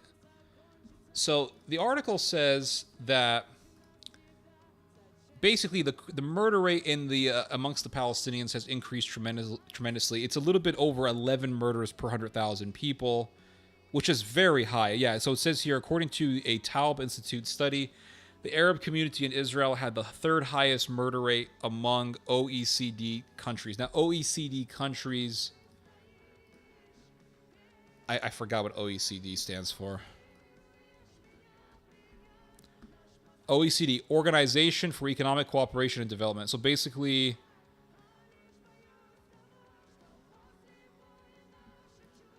it's for I don't know what this is. OECD, what does it even mean? Intergovernmental organization with 38 member countries, founded in 1961 to stimulate economic progress and world trade. Okay. So the Arab Israelis, it says here, according to a Taub Institute study, the Arab community in Israel had the third highest murder rate among all the countries that are a part of the OECD in 2019, just below Mexico and Colombia. With 11.11 murders, which is huge, per 100,000 citizens, a figure that tripled for those between the ages of 20 and 34. The study also noted that murders in Palestinian communities more than doubled from 109 cases in 2022 to 233 in 2023, with a consistent climb in the murder rate every month through last September. So there was 109 murders in the Palestinian areas in Israel and in 2022, and then it went up to 233 murders in 2023. Now again, that's, I don't know, it's still better than America, I'll tell you that. But it's still pretty bad, right? There's nothing to be proud of here. There are a few villages that have now not experienced shootings or where there are no threatened families, demands for protection, money, car bombings, and so on. Okay, so I'll read you that again because I read that pretty poorly. There are few villages that have not experienced shootings or where there are no threatened families, demands for protection, money, car bombings, and so on. And again, these aren't this is not a case of Palestinians killing Jews. This is a case of Palestinians killing Palestinians. Criminals killing people who are either other criminals or they are relatives of rival criminals.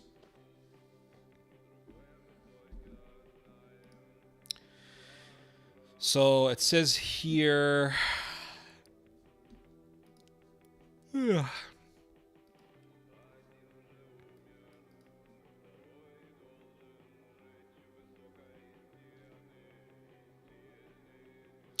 Since the beginning of this year, 86 Arab citizens have been murdered, a startlingly high number that suggests the murder rate this year will be similar to last year's.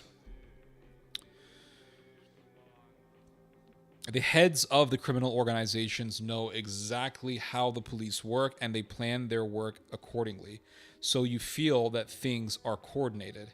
In the absence of any real deterrent, the pace of their activity only increases. He notes that in past years, gunmen would burn their getaway vehicles in a remote area in order to hide and destroy any evidence.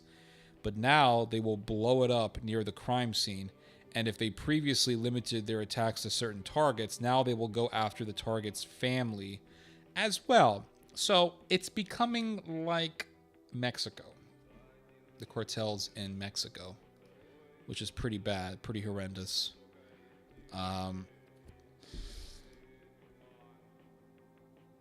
Let's see here. So now the Druze community in the West Bank is also seeing this spike in crime.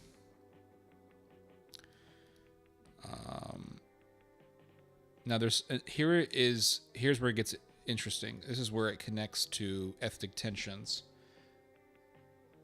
So these Palestinian thugs, they're getting a lot more sophisticated in how they coordinate their crimes, but they are also getting a lot into, what's the word? They're getting a lot into getting more sophisticated weapons. So getting a lot more sophisticated weapons, becoming more dangerous. I think the article also says that they get their hands on rockets. Let me check this out. Or RPGs. Is it RPGs? Yeah, check this out. So today, for example, we no longer hear about a stabbing. There are now anti-tank missiles, mortar shells, and drones. So the Palestinian criminals are becoming a serious... They're becoming a serious criminal underground. They're getting more and more sophisticated, getting better weapons, all that stuff. They're becoming more dangerous. And then you fast forward in the article to here, and it says, following the October 7th attacks, National Security Minister Itamar Ben-Gvir moved quickly to expand gun ownership among Jewish civilians and recently celebrated the approval of more than 100,000 new gun licenses. With more weapons on the street, according to Handaklu, gun violence at the hands of criminal organizations has also proliferated. So you have Jewish patriots, they're getting more weapons. Palestinian criminals are getting more weapons. The weapons distributed today under the pretext of Jewish security will be used against Arabs, she predicted, especially with the deteriorating economic situation and the chaos of the war. Now, this is a very, very important observation if you're interested in the whole Arab thing, Arab-Israeli situation. This is vital because it gives us an idea as to what's going to happen in the future.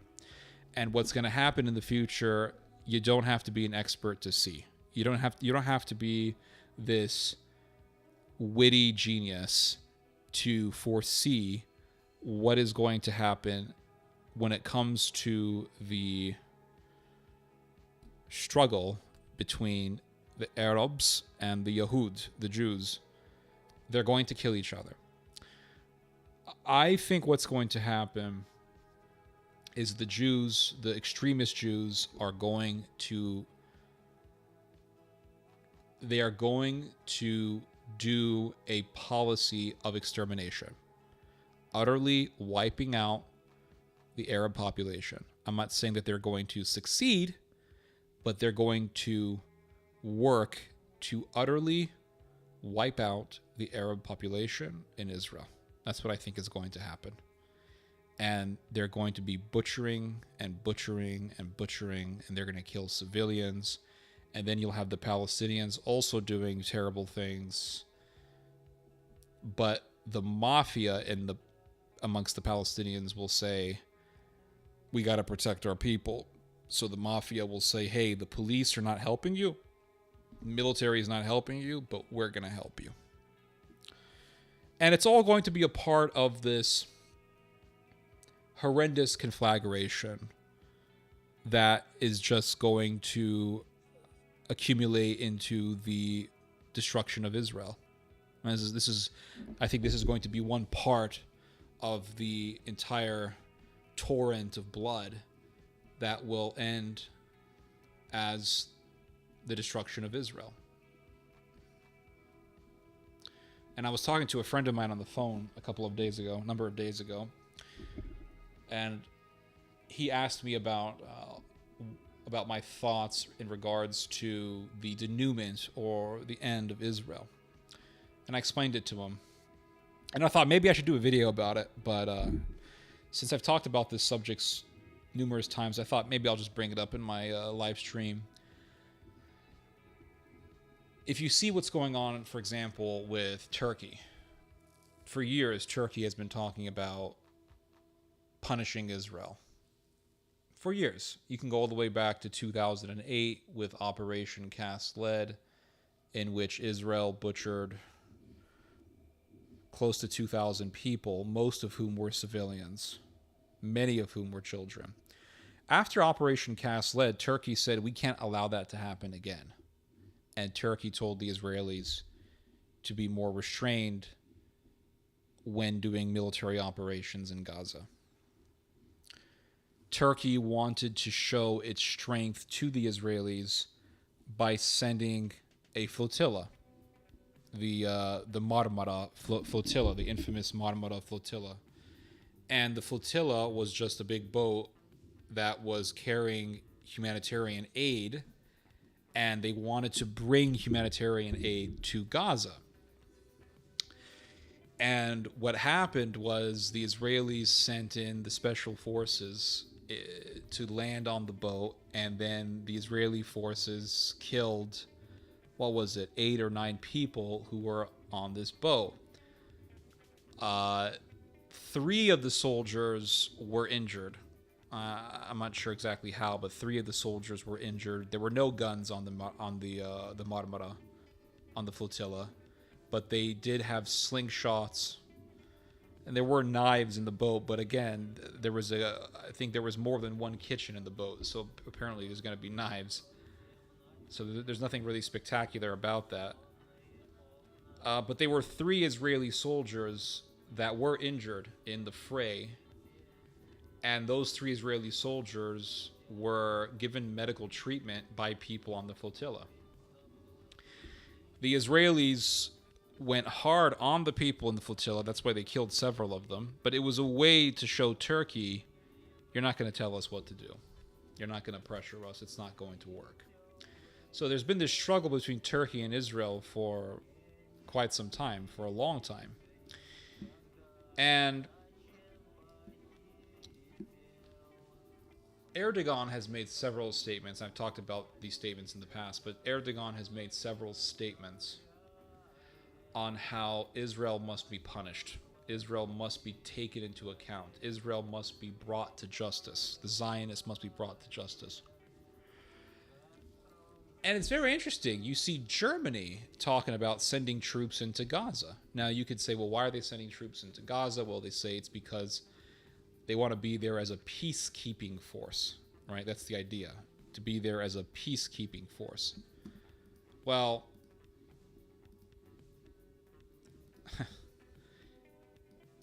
so let's say you have German troops in Israel. Now, it's very interesting because, and I've talked about this many times, I'll bring this up again. There is a lady in Germany, her name is Muriel Asseberg. She is considered to be the foremost scholar on the Middle East. She is considered to be the foremost scholar on this subject matter within the world of think tanks in Germany and in Europe, but mainly in Germany where she lives, where she's from. So she's considered to be influential, she's considered to be an expert, and she has talked about how Germany needs to be using its might to bring war criminals into justice. Now, she definitely considers Netanyahu to be a war criminal. And she stated in one of her papers that Germany should act against war criminals not only in countries that are not allies, but also in countries that are allies. And then she puts in parentheses, for example, the Israeli situation in the Palestinian territories. So she wants to bring the Israeli government to justice. And she's a German. She's not a Muslim. She's not a terrorist. She's not a whatever. She's German. Not a Muslim. She's a secular German. Well, I don't know what religion she's a part of. So now you look at what Germany's been saying. They've been talking about putting soldiers in Gaza. Well, imagine if you... And remember, a number of years ago, I think this was back in 2021, Erdogan stated that there should be an international peacekeeping force in Israel. Why? To protect the Palestinians.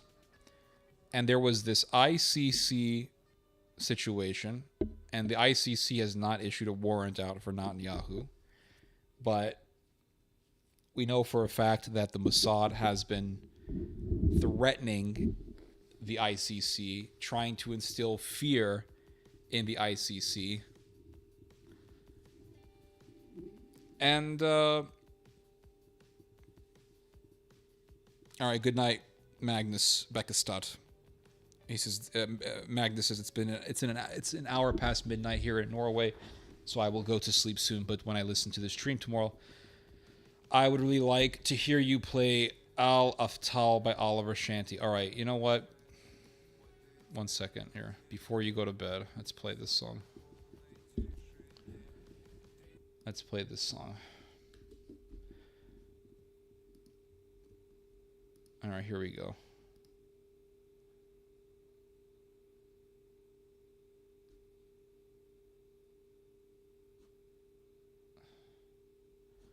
All right, let's play this. Hold on, raise the volume up a little bit.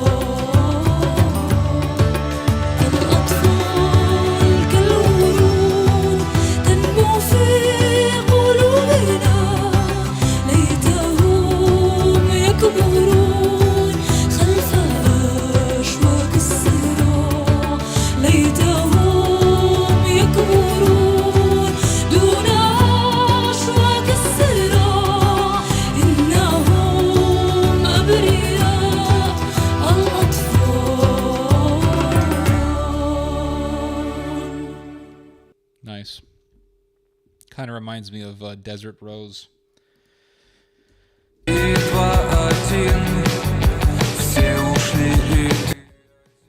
Anyway, what was I telling you guys? Oh yeah, we're talking about German troops in Gaza. Anyway, good night, Magnus. Hope you enjoyed that. Thank you very much. So we were talking about German troops in Gaza. So we know that the Turks, they want to put troops in Gaza, peacekeeping force. The Germans also want to put troops in Gaza, peacekeeping force. And both of these countries have one thing in common. They both had empires that failed, and they both committed genocide.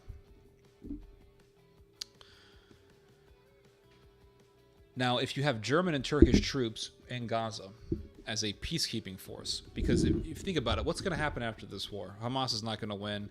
I see these articles. Israel has already lost. How? How has Israel lost the war? Israel's just pounding the shit out of this place. There's nothing there, okay? So, Israel's obviously going to win. And who's going to be involved in brokering the terms, right? The terms of peace in the end. I'm going to assume the Arabs will be there, right? Maybe the Qataris, the Saudis. I think Turkey will also try to have an influence in the terms, in the end result of this whole thing, this whole conflict. And I think the Turks are going to want to put troops in Gaza. Will that happen? I don't know. But let's say that it does. Let's say you have Turkey saying, listen, we want to put troops. And the thing about Turkey is that it's in a very powerful position. It's a Muslim country. It is westernized. It is technologically advanced.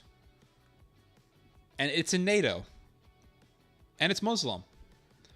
So that gives a big advantage to America, because America wants to influence the world. America wants to make sure that NATO has its presence in the Middle East. And a huge key to that is Turkey, because Turkey here's Turkey, very well armed, technologically advanced. It's a first world country, and it's Muslim. And so it can do the work of NATO in being NATO's proxy, so that NATO has a foothold in the Islamic world. All right, Rasto Militic, have a good night. Zdravo. Okay. So Turkey is the perfect candidate. Now, NATO wants to have a presence in Gaza. Right? It has to, right? If it wants to counter the Iranians, NATO has to have a presence in Gaza. How does it do that? Well, Israel, right? Israel will be NATO's presence in Gaza. But you see, you have the Iranians, who are very influential in Gaza. You have the Iranians. America doesn't want Iran to have any sort of advancement in the Middle East. That's why America was so interested in Syria, because Assad has been an ally of the Iranians, an ally of Hezbollah. That's why the United States under Trump allowed Turkey to park itself in northern Syria. Well, they say it was to fight the Kurds. It was there. It was allowed so that NATO could have a presence in Syria. That's the obvious truth. So NATO doesn't want to have Gaza be a little satellite for Iran. Doesn't want that to happen. So, and again, the Gazans, they hate the Jews. So they hate the Israelis. Obviously, they hate the Israelis, especially after now. Especially now. So Turkey could come in and say, well, we want to put soldiers in Gaza. We're Muslim, right? Turkey is Muslim, so it can be a strong ruling force in Gaza, because, well, it's NATO, but it's not Israel, it's not Jewish, it's Muslim. Oh, okay. So that would be more compatible, more fitting for Gaza. So that would be Turkey's presence would make it easier, theoretically, for NATO to have a presence there. And so you would have, my opinion is that, and this is what I'm foreseeing Turkish troops in Gaza. And they'll be there as a peacekeeping force. Germany, it looks like, also wants to put soldiers in Gaza. Well, Germany, they're not Muslim, and they're allies with Turkey, and they're very diplomatic. Germany has also been a major donor to the Palestinians. And Hitler is very popular in Gaza. I hate to say it, but there is a popularity for Hitler in Gaza. And my face keeps pausing. But Hitler is popular, so maybe, German troops being there, they'll say, hey, Germans, you're the good guys. Thank you. And let's say you have now a German-Turkish force in Gaza. Well, are they going to... What happens when a ceasefire is broken? Because a ceasefire is always going to be broken in these sorts of situations. So what's going to happen? Is Turkey going to what? What's Turkey going to do if a ceasefire is broken and Israel starts bombarding Gaza? Well, now Israel's going to have to be very careful. Are they going to hit NATO troops? We can't allow that. And maybe, let's say one day Israel hits a Turkish soldier. What's going to happen?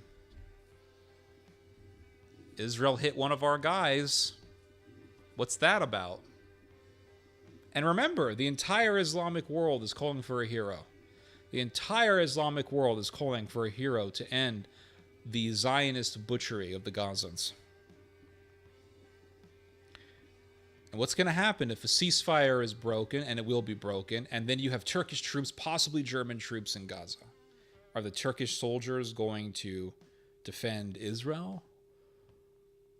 Are they going to defend the Islamic world? Well, Turkey has its own empirical. Turkey, man, this camera, what the frick is wrong with this thing?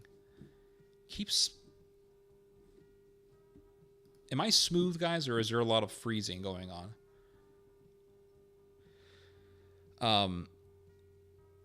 Is Turkey going to defend Israel?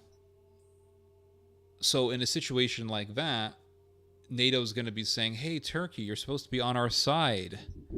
Why aren't you defending Israel? Turkey has its own imperialist motives, and they don't care about NATO. Turkey doesn't care about NATO. Turkey cares about reviving the Ottoman Empire and promoting neo-Ottomanism. That's what Turkey wants to do. That's why Turkey has its own Turkic NATO.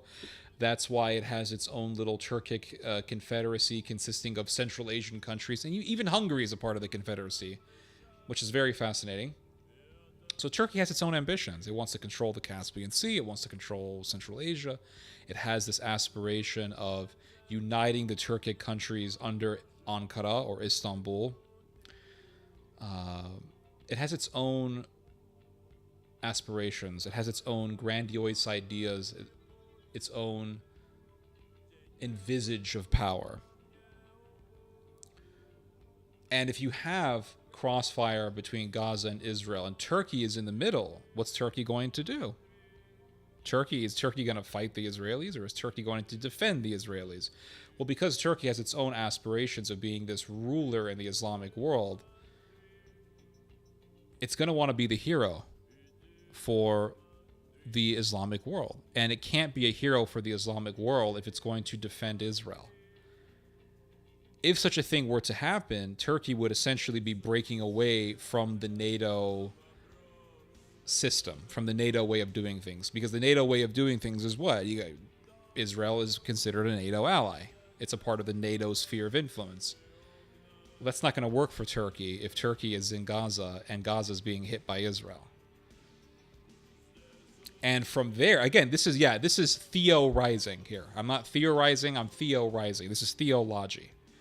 And at that point, a conflict would more than likely break out between the Israelis and the Turks.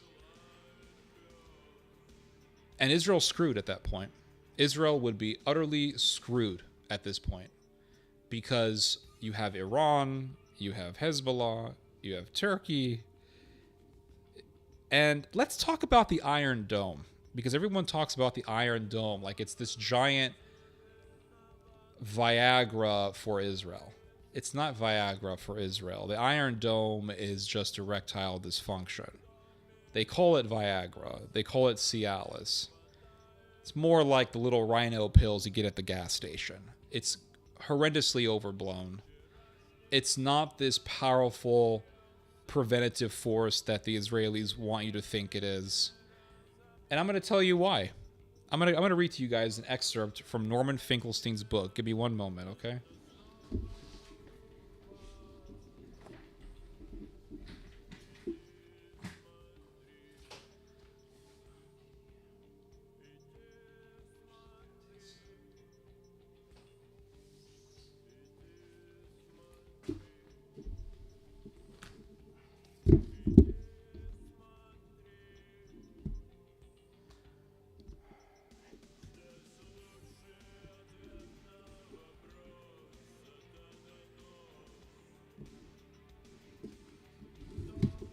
So everyone talks about the Iron Dome, right? I'll give you guys an example. The Iron Dome, it's overblown. I'm going to read to you guys some excerpts here. This is from Norman Finkelstein's book. It's called Gaza, an Inquest into its Martyrdom. Very informative read so far. I'm over halfway done with it.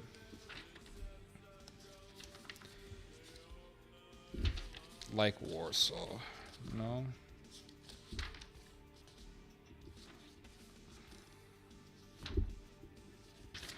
Here we go. Iron Dome, Iron Dome, Iron Dome. Oh, yeah, this is another thing I want to read to you guys. So let's get into the Iron Dome for a moment here. Let's get into the Iron Dome for a moment here, because if Turkey is in a war with Israel, let's say Turkish soldiers are in Gaza, they're there as a peacekeeping force, and let's say a missile gets fired into Israel, or the other way around, Israel hits a missile into Gaza, who knows? Regardless, the ceasefire is broken. And the ceasefire, it does not matter what is agreed upon after this war, after this slaughterhouse, the ceasefire will be broken. It's just a fact. Okay, I'm not an expert. I never went to university. I'm not a professor. I'm not a geopolitical analyst. Just a guy who reads some stuff once in a while. The live stream, the ceasefire will be broken. And let's say you have Turkish soldiers in Gaza. They're going to be stationed in Gaza. I'm not saying it's going to happen 100%, but let's say that Turkey sends troops into Gaza, peacekeeping force. Let's say maybe some of the soldiers there are German. You got a little Germano-Ottoman alliance like in World War I. What happens when the ceasefire is broken? You could say, well, they'll just remain as peacekeepers. Okay. What happens if a Turkish soldier is killed by an Israeli airstrike? The whole Muslim world will be telling Turkey, you got to take out the Zionists, annihilate the Zionist state for what it's done to the Muslim people. This was truly, if you think about it, this was truly the intent of Hamas. What was the intent of Hamas in doing the massacre? They'll say, oh, it's because the Gazans were so tired of living in occupation that they did this, blah, blah, blah, blah, blah. That's part of it. You could say it's part of it. But that's not the entire picture. The reason why Hamas did the attack, one of the reasons, probably the biggest reason why, was because they knew that Israel would react with horrendous destruction. And they knew that that destruction of Gaza would grab the eyes of the whole world. And they knew that it would rile up the world around Gaza so that Gaza could make demands and end the occupation. In a way, yes, it's to end the occupation, but they knew that they would get the world around Gaza to support Gaza against Israel. But there was a speech that was made a year or so, about a year before the October the 7th massacre. And in this speech, it's on my YouTube channel if you want to see it, but in this speech, there is a Hamas leader who says that this is the one issue, the issue of Gaza is the one issue that will unite the entire Islamic world. He says there is one issue that will unite the entire Islamic world, and that is the Palestinian situation. That is the bottom line. And so they knew we're going to do a massacre. They knew that the Israelis would respond the way they are responding now. They knew that the world would have to support Gaza. Much of the world has been supporting Gaza. They knew that the entire Islamic world would unite against Israel. They knew that something big will have to happen against Israel. That's the bottom line. That's why they did it. That's why Hamas did this massacre. The end goal wasn't to kill Israelis. That's a means to an end. The end goal was to get the response that they're getting now so that they can rile up the Islamic world, rile up the Ummah. And that's what's happening. That is what's happening. So who fell for the trap? Did Hamas fall for the trap by going through the gate and going into Israel when Israel let them in? Or did Israel fall for the trap by responding the way they're responding and further isolating themselves? That's the question. So that's fast forward. Let's theorize here a little bit here. So peacekeeping force, Turkey has this peacekeeping force, something like that. Or Turkey says, Israel, you better not do this thing again. And then Israel starts doing it again. In either situation, Turkey will be pressured to respond against Israel. And let's say that Turkey launches a blitzkrieg against the Israelis. And the Israelis are in their tanks, and the tanks are firing, and the Turks say, you know what, Israel? You hit the Gazans with white phosphorus, we're going to hit you with napalm. And the Turks will tell the Israelis, you want to enter into your tanks? May you enter into your tanks, and may you burn to a crisp. And the entire Islamic world will cheer. But then the Zionists, the evangelicals, will say, oh, but the Iron Dome. The Iron Dome, everyone. Okay, let's look at the Iron Dome.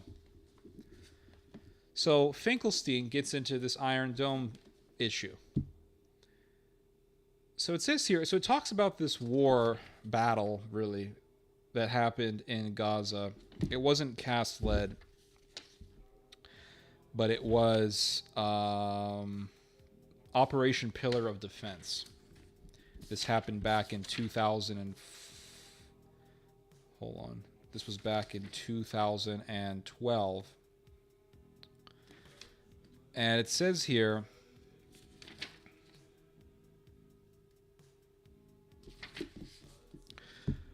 the armed resistance Hamas put up during the 8-day Israeli assault was largely nominal. The lopsidedness of the war was suggested by Defense Minister Barak as he boasted that, quote, Hamas only succeeded in hitting Israeli targets with a single ton of explosives, while targets in Gaza were hit with 1,000 tons. On the other hand, although that's the end quote, so Finkelstein goes on to write, on the other hand, although Israel celebrated its deployment of the Iron Dome, the anti-missile defense system did not, quote, save countless lives, unquote, and perhaps did not save any lives.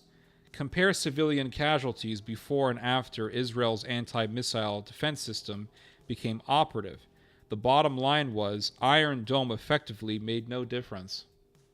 So if you look at when Hamas was hitting Israel with its rockets before the Iron Dome and after the Iron Dome, when Hamas began firing rockets after Iron Dome, Hamas's success rate when hitting targets was roughly the same. Iron Dome did not make a huge difference.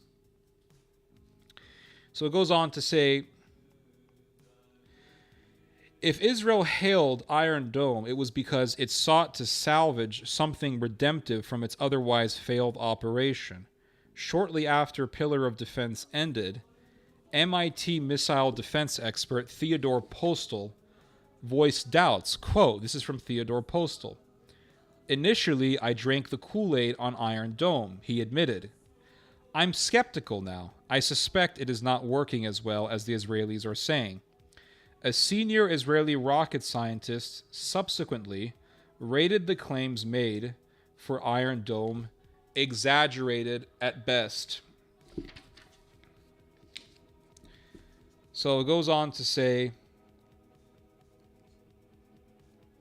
and it's another thing I want to bring up.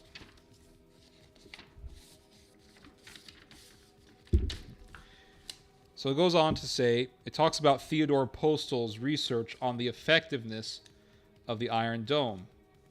And it says Postel concluded that Iron Dome successfully intercepted 5% of incoming Hamas rockets, or, on the basis of Israel's raw data, an underwhelming 40 of them.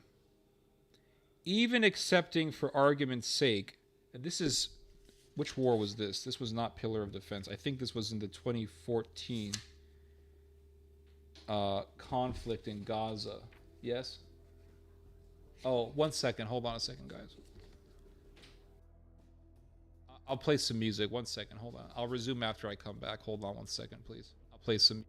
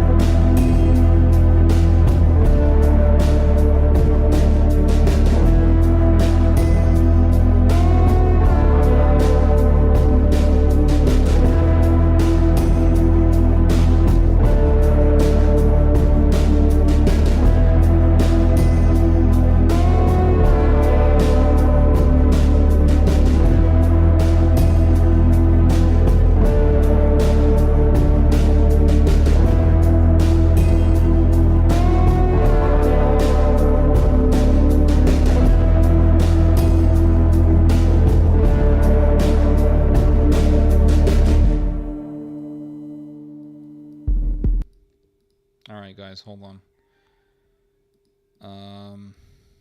All right. Sorry about that.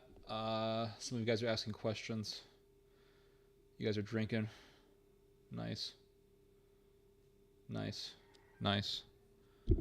Let me change the music. The music's a little bit too dreary. Some of this Russian stuff, oh my gosh, it gets crazily weird.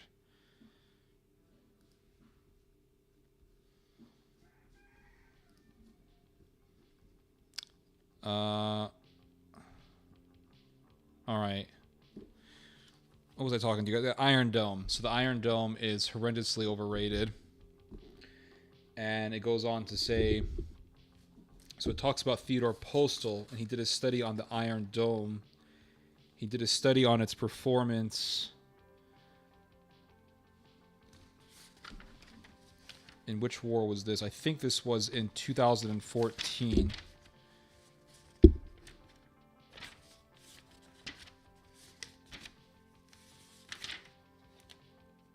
Or this was in Protective Edge. I'm not sure. But anyway, Theodore Postal, he did research on the performance of the Iron Dome, and it says here that Postal concluded that Iron Dome successfully intercepted 5% of incoming Hamas rockets. So it says here, even accepting for argument's sake the official Israeli tally of 740 successful interceptions, it's still perplexed why the thousands of Hamas projectiles that Iron Dome did not intercept caused so little damage. And that just means that Hamas's stuff is mediocre. And then it goes on to say, but in its official post-mortem on Protective Edge, Israel reversed itself in order to rationalize the death and destruction it wreaked in Gaza. It downplayed Iron Dome's efficacy. So Israel, during Operation Protective Edge, initially they said, oh, look, our Iron Dome is so good. We block so many rockets. And then they had to downplay Iron Dome to show, well, so many rockets hit Israel. See how dangerous Hamas is. So Israel will praise or will deflate Iron Dome depending on the advantageousness of whichever it chooses. All right, I'll play the Polish song. You see how it works? So it says here, but I'll rewind a little bit. It says here, Israel touted the technical wizardry of Iron Dome after Pillar of Defense in order to compensate for the operation's meager returns.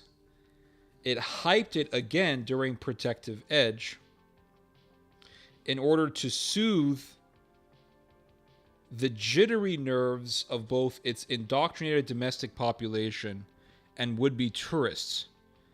Israel's flourishing arms trade also stood to reap rich dividends from the Iron Dome fanfare. So in Pillar of Defense, Israel praised the Iron Dome, said, look how amazing it is. It's so good at intercepting missiles, rockets.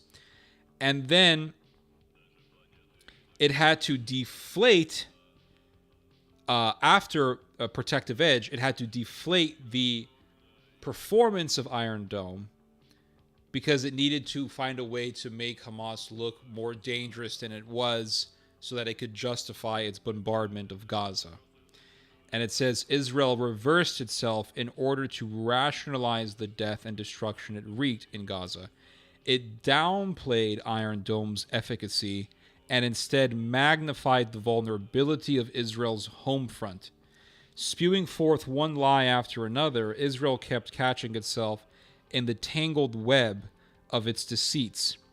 If its misrepresentations and contradictions went unnoticed, it was testament to the competence of Israeli Haspara on the one hand and the bias of Western media on the other. So there you go. So in the case of a war with an advanced military like that of Turkey's, how is the Iron Dome going to play out? How is the Iron Dome going to fare in a major war with a major opponent? It's going to be very, very difficult, and that's an understatement. Israel would be done. And here's the thing about Israel. Let's say you have a war between the Turks and the Israelis, the Iranians and the Israelis, and then on top of that, let's say you have Palestinians killing Jews in Israel, and then on top of that, you have a civil war, Jews killing each other. Let's say you have this whole quagmire of death, because there's Jews who hate other Jews, and they will kill other Jews. We've seen this before with the assassination of Yitzhak Rabin.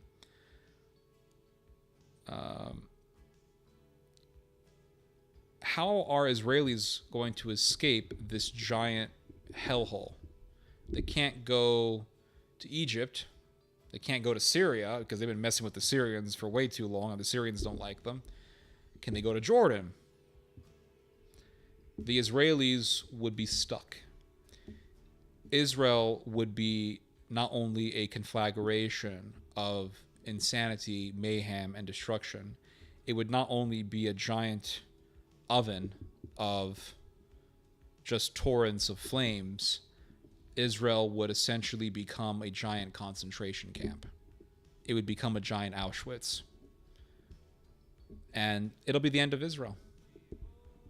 And I really believe that there's going to be, and I've said this a million times, I've been saying this since 2021, I really believe that there's going to be a situation in Israel where Jews will kill each other. We've seen a little bit of that already, because there's so much hatred between the right-wing Jews and the left-wing Jews. But also you have this rise in Palestinian criminal gangs who are pretty well armed from what I understand. But then you also have this phenomena in which a lot of Israelis are arming themselves. It's a spell for hell. That's what's happening. It's a spell for hell. And so how are the Jews going to escape?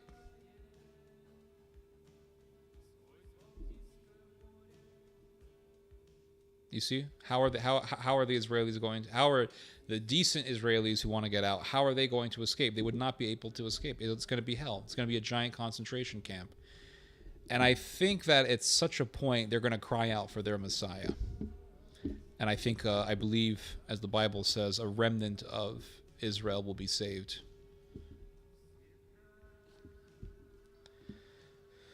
Here we go. I'll read your guys some of your guys' comments here. Pentagon will not allow German or Turkish peacekeepers because of the possibility for Israel to kill a NATO ally. Okay, that makes sense what you're saying, but remember, if I'm not mistaken, wasn't there a Norwegian soldier who was killed, or an Irish soldier? But Ireland is not part of NATO, so that doesn't count. In Lebanon, there was a European soldier who was killed. Well,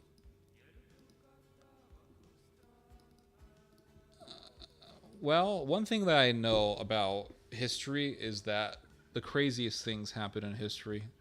That's why they say that truth is much stranger than fiction. One thing about reading history books rarely ever talk about the mundane. They rarely ever talk about the normal things that happen in life. They rarely ever talk about the day-to-day stuff, right? What do history books talk about? The craziest stuff. Wars, betrayals, countries stabbing each other in the back. They talk about very strange and ironic alliances. And why do we talk about these things? Because they're the craziest things. They're the ones that grab our attention. So if history is any teacher, it teaches us that the most shocking things happen in points of history. And they're enough to shock the world. And so we have to not only look at life in the present moment, but we also, I think, should look at life through the eyes of someone in the future. How will people in the future look back, and what will they see when they look back? And if you just think about that for a moment, one thing that clicks in your head is that the craziest stuff happens, and we should prepare for the unthinkable to happen. We should brace ourselves for the most strangest and shocking things to happen. And remember, the United States is becoming more and more interested in just focusing on Asia. They don't want to focus so much on the Middle East as they did in the past. They don't want to focus as much on the Middle East as they did in the past. Remember what Donald Trump said. He said that the Syrian desert is soaked in blood. Who cares? Let someone else deal with it. And he gave the mantle to the Turks. Well, you could say Gaza is a Muslim. It's not really a country. You could say that Gaza is a Muslim region. It is. And Israel is going to have too much difficulty governing over it. Okay, fine. But Israel will say we want to do some governing over it because we want to put settlements. Wherever you have settlements, you're going to have soldiers. That's basically a way for Israel to advance itself militarily in a region. Just look at the West Bank. Israel, I believe, has already built various military bases in Gaza, so that's a presaging sign that Israel is going to build settlements in Gaza. It's inevitable. But Turkey is extremely interested in Gaza and the Palestinian situation. Again, this is an issue that unites the whole Muslim world. And so Turkey is this, think about it, it's this powerful country, second most armed country in NATO, as Joshua George pointed out. And it wants to aspire to greatness. Well, how is it going to do that? What's the greatest way to aspire to greatness in the Islamic world? Other than to just be a hero to the Palestinians. If you wanted to be the most powerful, most influential country in the Islamic world, if you wanted to grab the souls of the Islamic world, what would you do? Would you just be a puppet for NATO all your existence? Or would you be a hero to the one people that the entire Islamic world can unite under? And that is the Palestinian people. You would be a hero to the Palestinians. You would be a hero to the Palestinians. And that's what Turkey is going to push to do. And Turkey will tell the Israelis, you guys used white phosphorus on the Palestinians. We're going to show you what that feels like. We're going to make Israel into a giant Auschwitz. That's what Turkey is going to essentially say. We're going to punish you. And again, I'm not saying that this is going to happen tomorrow. It's not going to happen next year. I don't think it's going to happen in the next 5 years. But maybe 10 years from now, we'll look back and say, damn, we saw it coming. And the whole world saw it coming. I mean, not the whole world, but a lot of people see this coming. A lot of people foresee, that Israel will be called in the future Wasreal. It's now known as Israel. In the future, it's going to be known as Wasreal. It was real, but it's not anymore.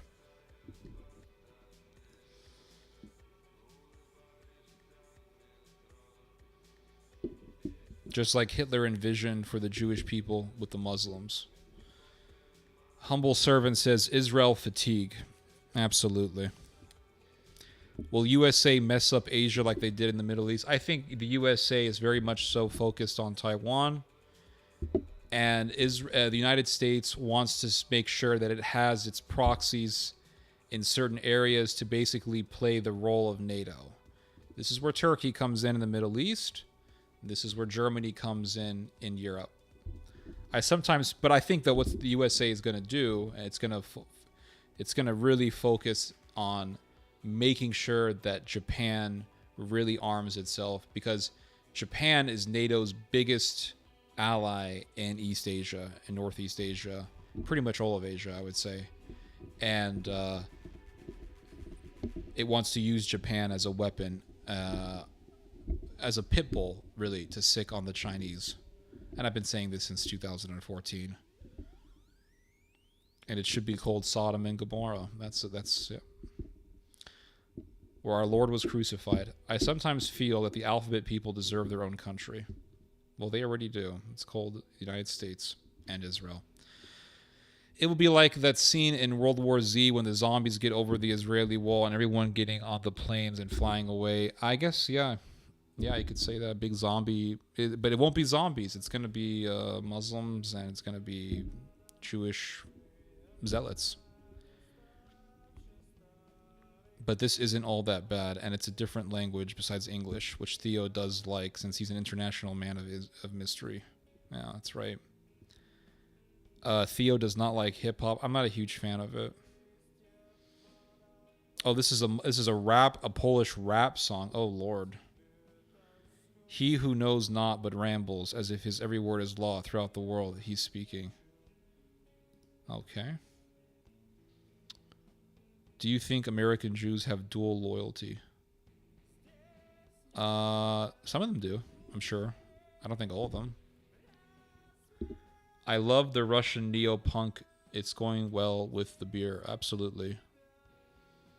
I'm glad you like it. Will India unite with Japan? Possibly. Yeah, because of the hatred against China. That's a very real possibility. I want to show you guys something else here. I want to show you guys some lines from this report. I don't have it. I guess I could put it in front of you.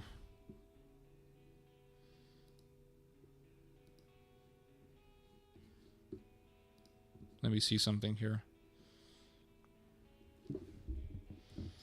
So I want to read to you guys some excerpts from this report from the United Nations.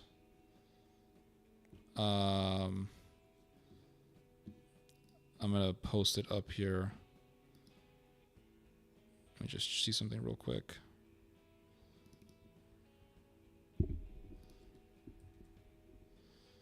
Oh, damn. This is awesome. I love the internet, guys. The internet is such an awesome place.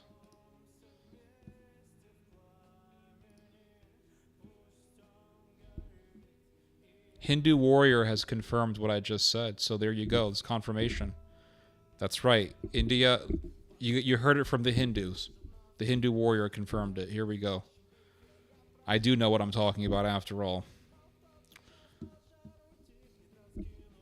This music, oh my god, dude. This is like smoking music. Perfect. Perfect smoking music. Musical recommendations. Tessa by Steve Jablonski. All right. We'll do it later. Just remind me. Can you remind me, or I'll scroll? I'll try to. If I remember, I'll scroll back up and get it.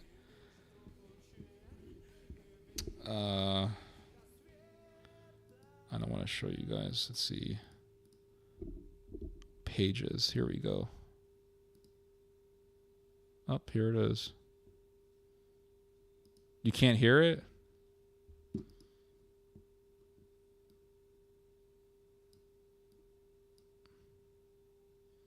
Why can't you guys hear it?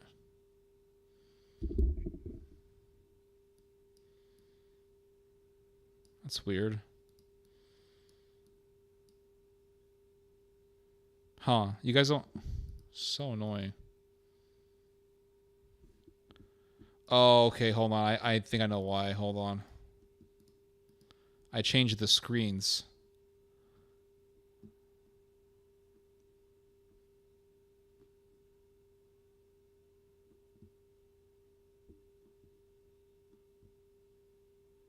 Hold up.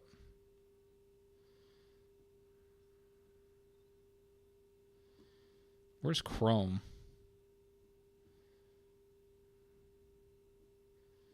Yeah, I'm playing music now. I just need to. I just. Ugh.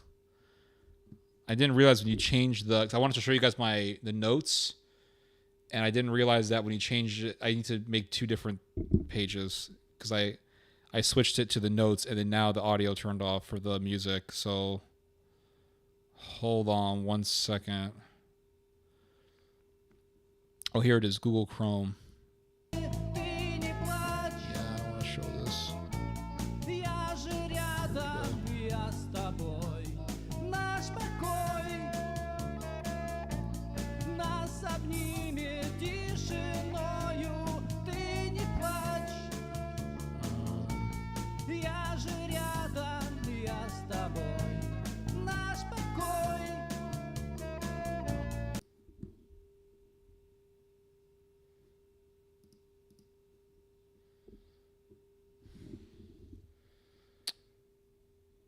Screen capture. Here we go.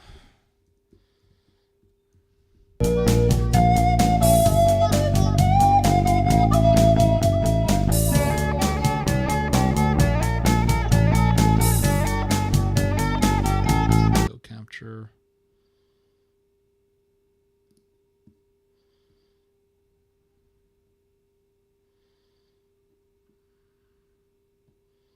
Why is it so hard for me to do this crap? It's Chrome. Where's Chrome? Make it easy. Where's Chrome? Where are you? Chrome.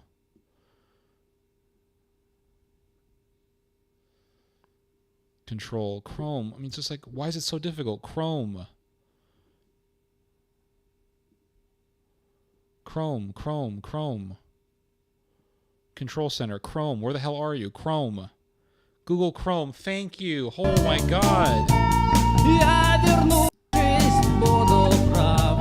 Мне твой взгляд напомнит ласковый. Window capture.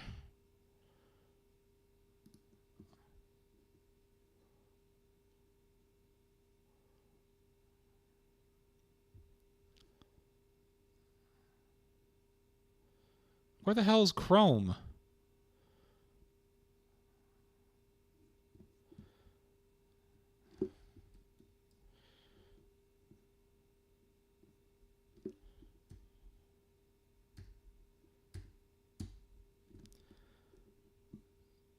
A, B, C, D, E, F. Here's Google Chrome.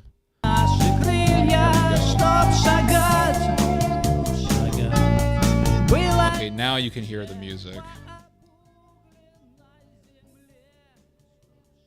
Oh, it's clear now? Okay.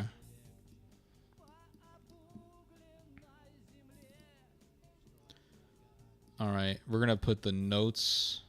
All right, here we go. Oh my gosh, that was so annoying. Here's my little notes here. I'm going to show you guys. Here we go. Oh, so stupid. Google. Google. Go away. Here we go. My ghetto ass presentation here. All right. So I read through much of the United Nations report that came out, and it talks about the atrocities that were done by both Hamas and Israel. Russian music is good. Oh, I'm glad you like it. So here we go, guys. I'm gonna just start reading it. That's it. We're just gonna go right for it. So in Nir Oz, 46. So this talks about what happened on October the 7th. So let's first get into what happened on October the 7th, and then we're gonna get into what's happening now in Gaza, because we cannot ignore. We can't just sit there and say, "Oh, Hamas is like amazing freedom fighters," when they did some very messed up stuff. So it says here, in Nir Oz, 46 civilians were killed. So this is just in one area. 46 civilians were killed, 33 men and 13 women, by members of the military wings of Hamas and the PIJ. PIJ is Palestinian Islamic Jihad. The Al-Aqsa Martyrs Brigade, the armed wing of the Palestinian Mujahideen movement, and the armed wing of the Popular Resistance committees. Palestinian civilians also participated in these killings. 72 residents of the kibbutz, 37 and 35 women, were abducted to Gaza. In one case, a 79-year-old woman and her 12-year-old autistic granddaughter. This was the most messed up thing I ever read.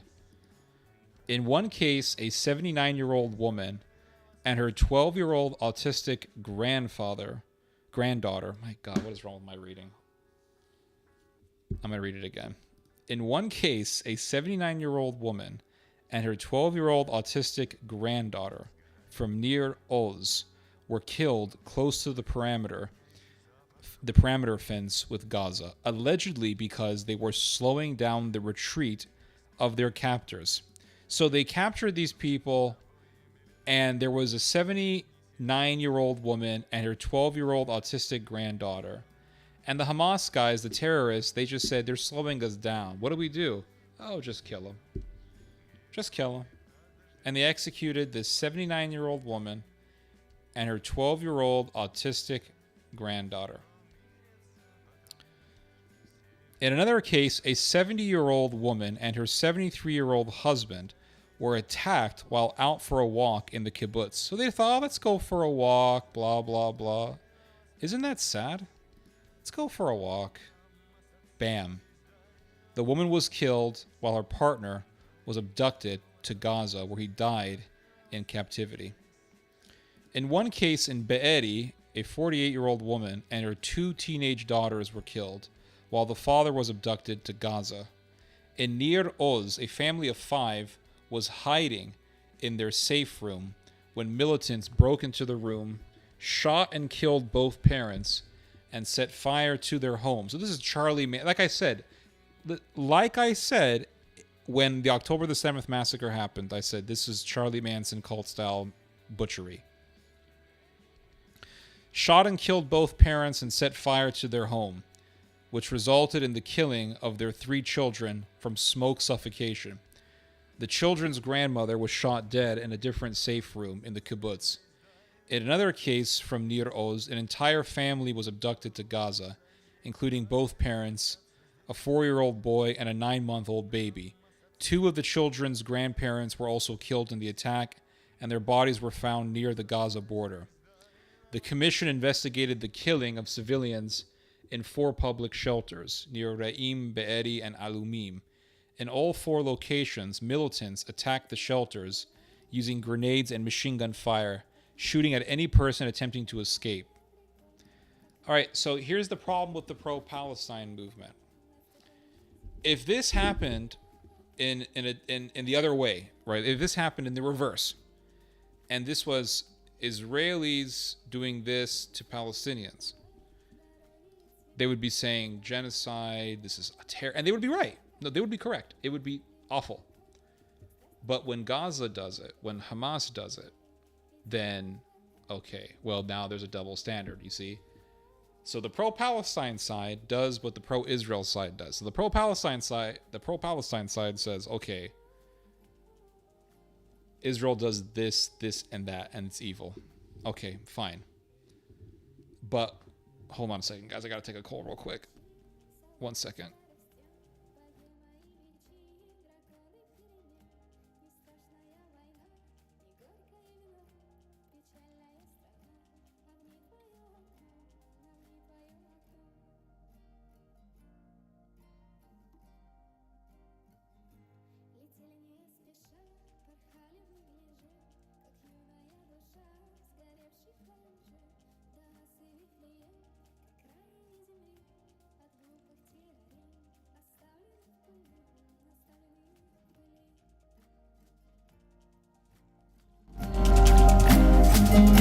Зажгу на кухне свет из века сундука, где крылья много лет искали седока.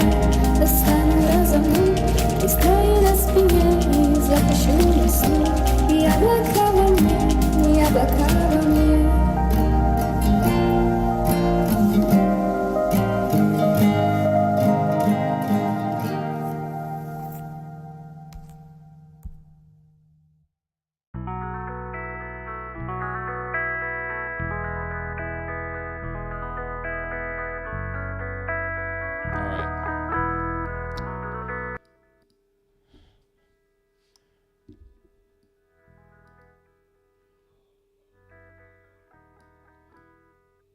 All right, I'm back.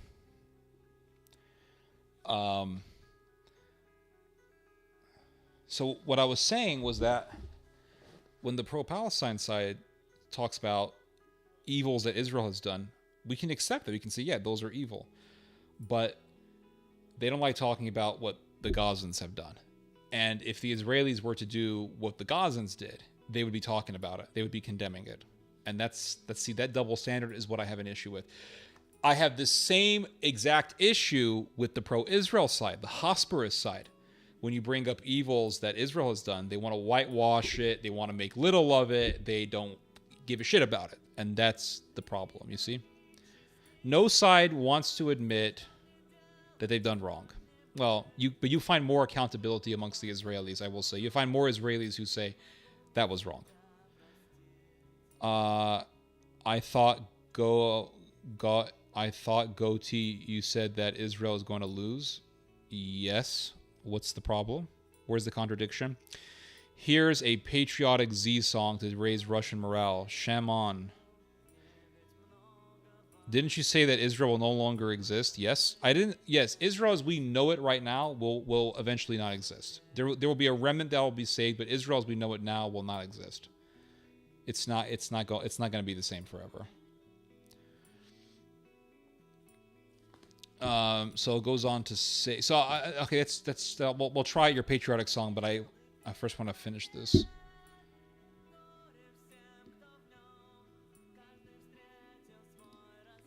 All right, so it says here that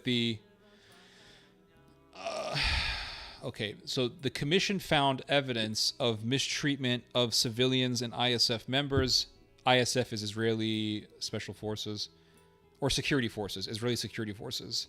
ISF members in several locations, and significant evidence on the desecration of corpses, including sexualized desecration, decapitations, lacerations, burning, severing of body parts, and undressing. You see why I get so crazy, guys? I read too much of this crazy stuff. Too much depressing material I read. I'm telling you, it's too much. It's not good for my mind. It collected and, so it, meaning the UN Commission, collected and preserved digital evidence, including images of victims' bodies displaying indications of sexual violence, a pattern corroborated by independent testimonies from witnesses. Reliable witness accounts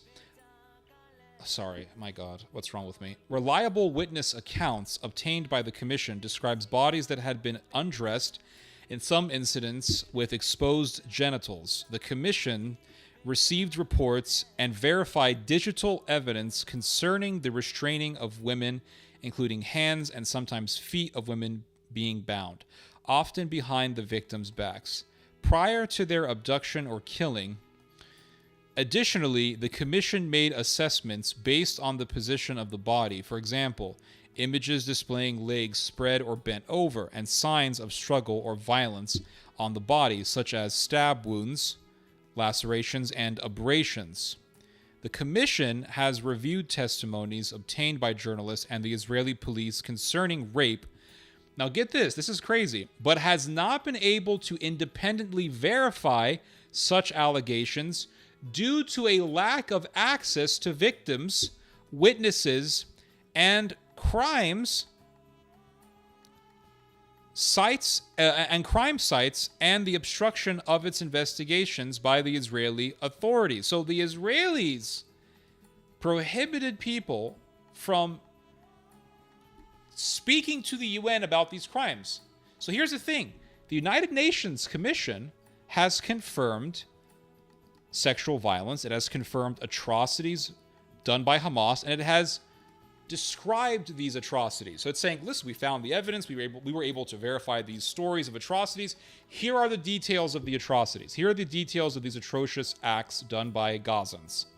But then it says that there are other stories that the UN Commission was not able to verify, not because the UN is biased, but because the Israeli government told medical staff, don't talk to the UN. Why? What's there to hide? Why not work with the UN so that the UN could present the facts of the atrocities committed by Gazans? That's so very strange to me. What do you have to hide? What is it? Zen Master says, Theo, could you kindly play the song before I go? What's the song? Oh, hold on. Shaman are this. Okay, let's give this a listen, guys. Okay, hold on.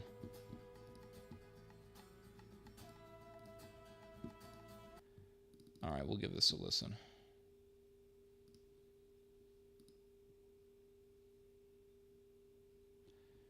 All right, here we go. 55 million views.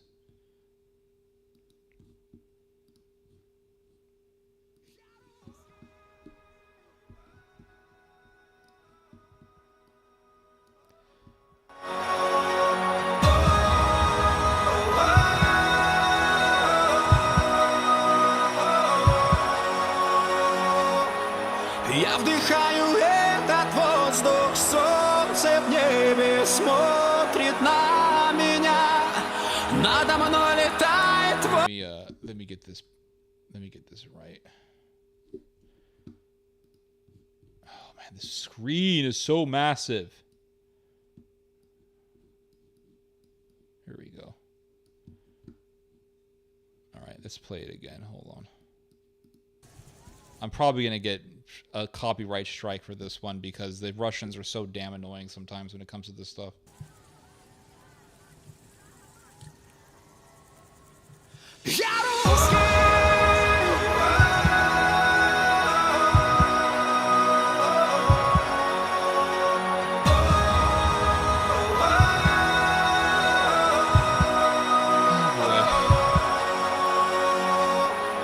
Я вдыхаю этот воздух, солнце в небе смотрит на... This is like a folk version of Base Hunter, the Swedish guy.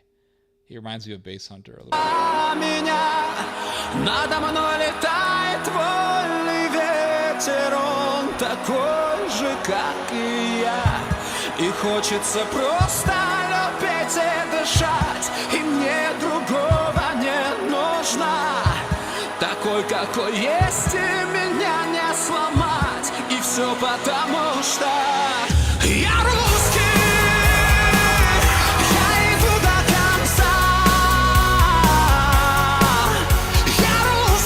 I have no doubt that this is a psyop. I mean, the Russians got to boost up the morale of the people somehow.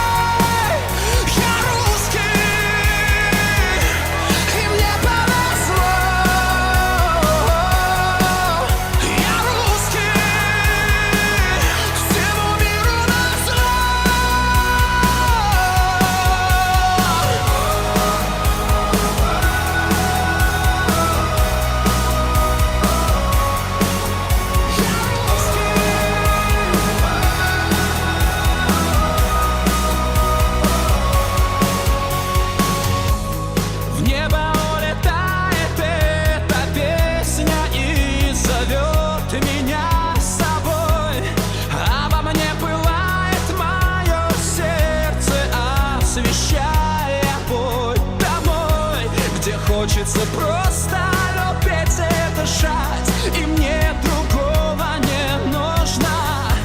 Такой уж я есть, и меня не сломать. И все потому, что я русский.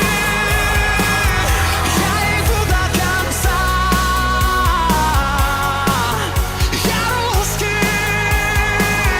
Моя кровь от отца.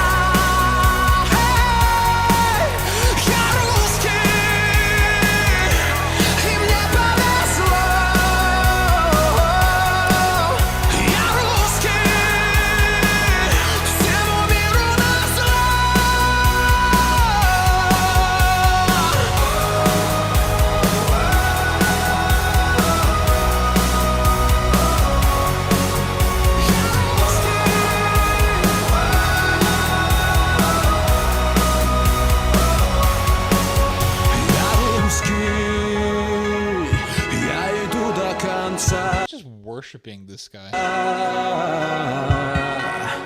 Я русский, моя кровь от отца. Я русский, и мне повезло. Я русский, всему миру назло.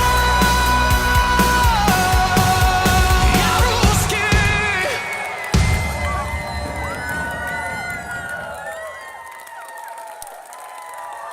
I think the crowd is mainly women. It's called All the Men Are Fighting. Except this dude. He's getting all the ladies. What's going? Yeah, all women. Because there's no men. They're fighting in the war. This dude's getting all the pussy as the other guys they're fighting in what is it? Bakhmut somewhere. Issychansk. Last song. Oh, come on. I want to finish the stuff on Gaza.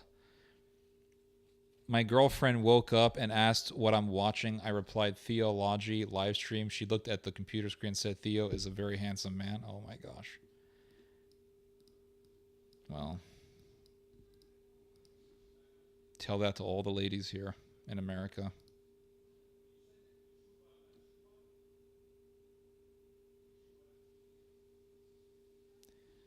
Yeah.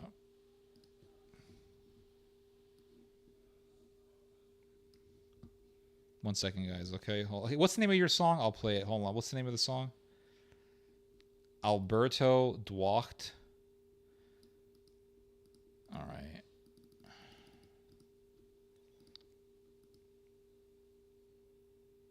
Here we go, guys. It's 45 million views for this thing.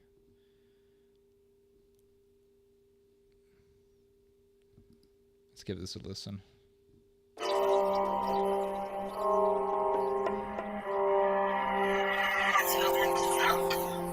Wjeżdżam na peron jak towar na rejon. Piątki się dzielą, się kleją. Kleją się dupy, patrzą się typy. Może się skończyć aferą. Szybko wyłapał na ryj. Bomba na banie, kończymy balet. Najlepszy budzik, syreny nad ranem. Nawisną straty, jadę jak Man. This is what the Poles are going to be playing when they're in the tanks. Russians are going to be playing Ya Ruski, and the Poles are going to be playing this. This is the battle music.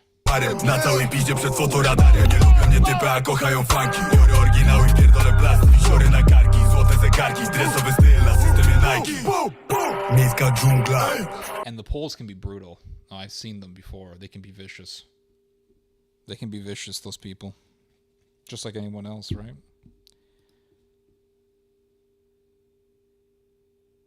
Oh, the video. No, because I might get a copyright thing. Hold up.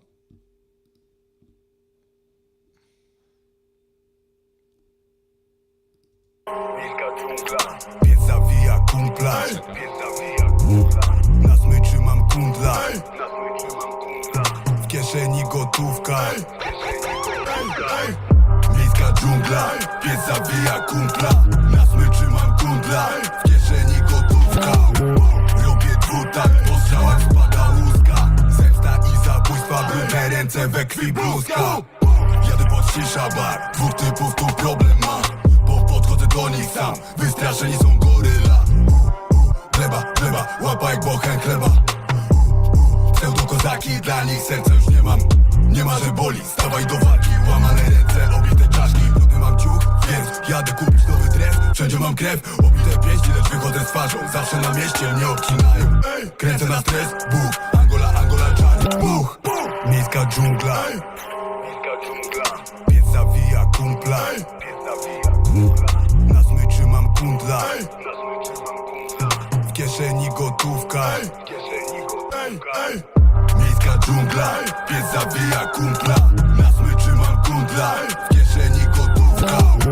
Robię dwutak, po strzałach spada łuska. Zemsta i zabójstwa, brudne ręce we krwi bluzka. Miejska dżungla. Pies zawija kumpla. Na smyczy mam kundla. W kieszeni gotówka. Robię dwutak, po strzałach spada łuska. Zemsta i zabójstwa, brudne ręce we krwi bluzka.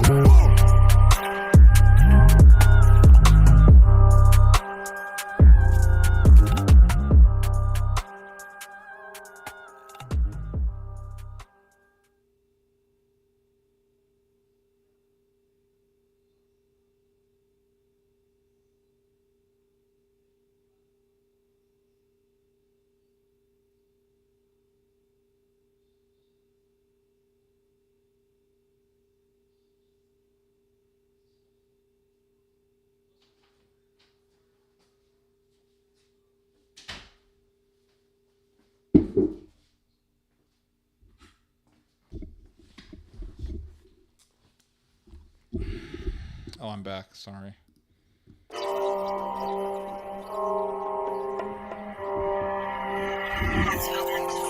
hold on. What's the music video?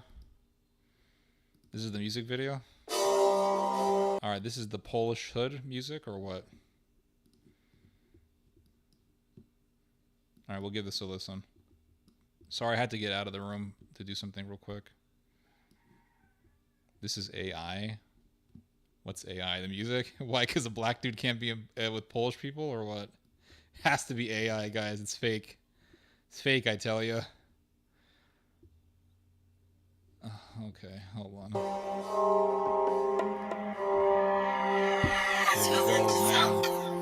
Wjeżdżam na peron jak towar na rejon. Piątki się dzielą, się kleją. Kleją się dupy. Is this guy Polish? He's a brother. Patrzą się typy, może się skończyć aferą. It's amazing how even in Poland they have just like this horrible American hood culture. Szybko wyłapał na ryj, bomba na banie, kończymy balet. Najlepszy budzik, syreny nad ranem. Na Wisłą straty jadę jaguarem. Na całej piździe przed fotoradarem. Nie lubią mnie typy, a kocha.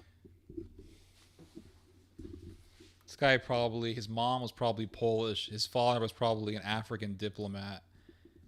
And African diplomat banged the Polish chick, and then he was born. He probably was raised in a good family, decent family. Probably went to a nice, expensive private school, and now he's Mr. Gangster. He's a Russian who grew up in Poland. That's even more interesting. So he's basically Pushkin. You know, all these Russians. Pushkin! Pushkin! He's the most famous poet in all of Russia. Pushkin! He's part black. Yeah, part Nigerian. Some brother grabbed the hearts and minds of all of Russia. Pierdolę plasty, wisiory na karki. Złote zegarki, dresowy styl na systemie Nike. Miejska dżungla. Pies zawija kumpla. Na smyczy mam kundla. W kieszeni gotówka. Okay, hold on. What's his name? Alberto? There's no way I could find this guy. He has the most generic Spanish name in the whole world. Alberto.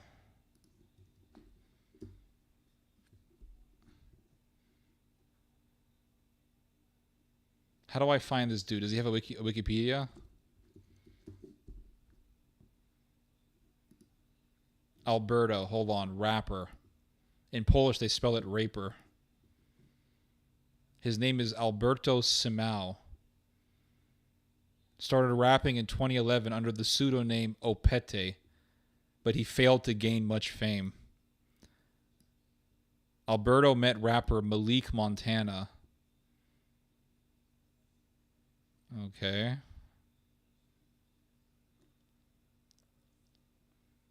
He was detained and arrested at the German border. He was almost shot while filming the music video for the song Z Brahman.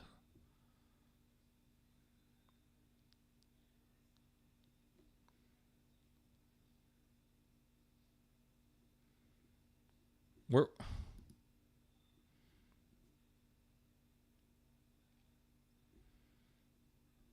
It became an instant hit. Got over 60 million views.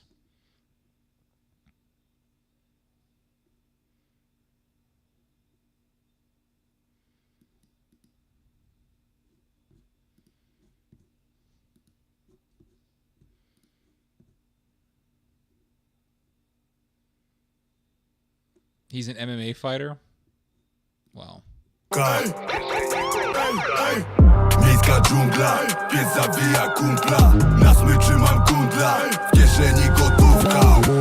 Robię dwutak, po strzałach spada łuska. Zemsta i zabójstwa, brudne ręce we krwi bluzka. Jadę pod shisha bar, dwóch typów tu problem ma. Podchodzę do nich sam, wystraszeni są goryla. Gleba, łapa jak bochen chleba. Pseudokozaki, dla nich serca już nie mam. Nie ma, że boli, stawaj do walki. Łamane ręce, obite czaszki. Brudny mam ciuch, więc jadę kupić nowy dres. Wszędzie mam krew, obite pięści, lecz wychodzę z twarzą. Zawsze na mieście mnie obcinają. Kręcę na stres, Bóg, Angola, czar, Bóg. This is California ghetto culture, guys. What's it doing in Poland? Wasn't Poland supposed to be a nice, clean place where they eat? What do they eat over there? They eat that cold beet soup. Don't they eat pierogi? I mean, isn't that where they eat pierogi and just drink potato wine, or what? Miejska dżungla, pies zawija kumpla. All these kids probably went to private school. They all went to private school. They had good parents. And now they're here. Na smyczy mam kundla, w kieszeni gotówka. Miejska dżungla, pies zawija kumpla. Na smyczy mam kundla, w kieszeni gotówka. Robię dwutakt, po strzałach spada łuska. Zemsta i zabójstwa, brudne ręce we krwi bluzka. Miejska dżungla, pies zawija kumpla. Na smyczy mam kundla, w kieszeni gotówka. Robię dwutakt, po strzałach spada łuska. Zemsta i zabójstwa, brudne ręce we krwi bluzka. I mean, the beat isn't bad. It's a good beat, but it just has a very anti-social type of culture in it. It's the rap culture, which is just criminal culture. You know, it's not a very good influence. That's just my opinion. I mean, it's a whole culture. Rap and MMA. Many European youth just mimic the degenerate U.S. culture. Yep, that's right. It's a trend to be thuggish, one of the worst American exports to the rest of the world. America exports the worst shit of American culture. It exports. The best things about American culture...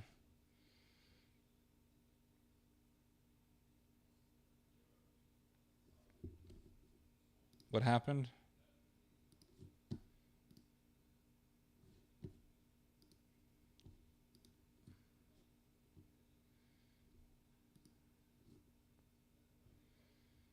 No, I'm still live.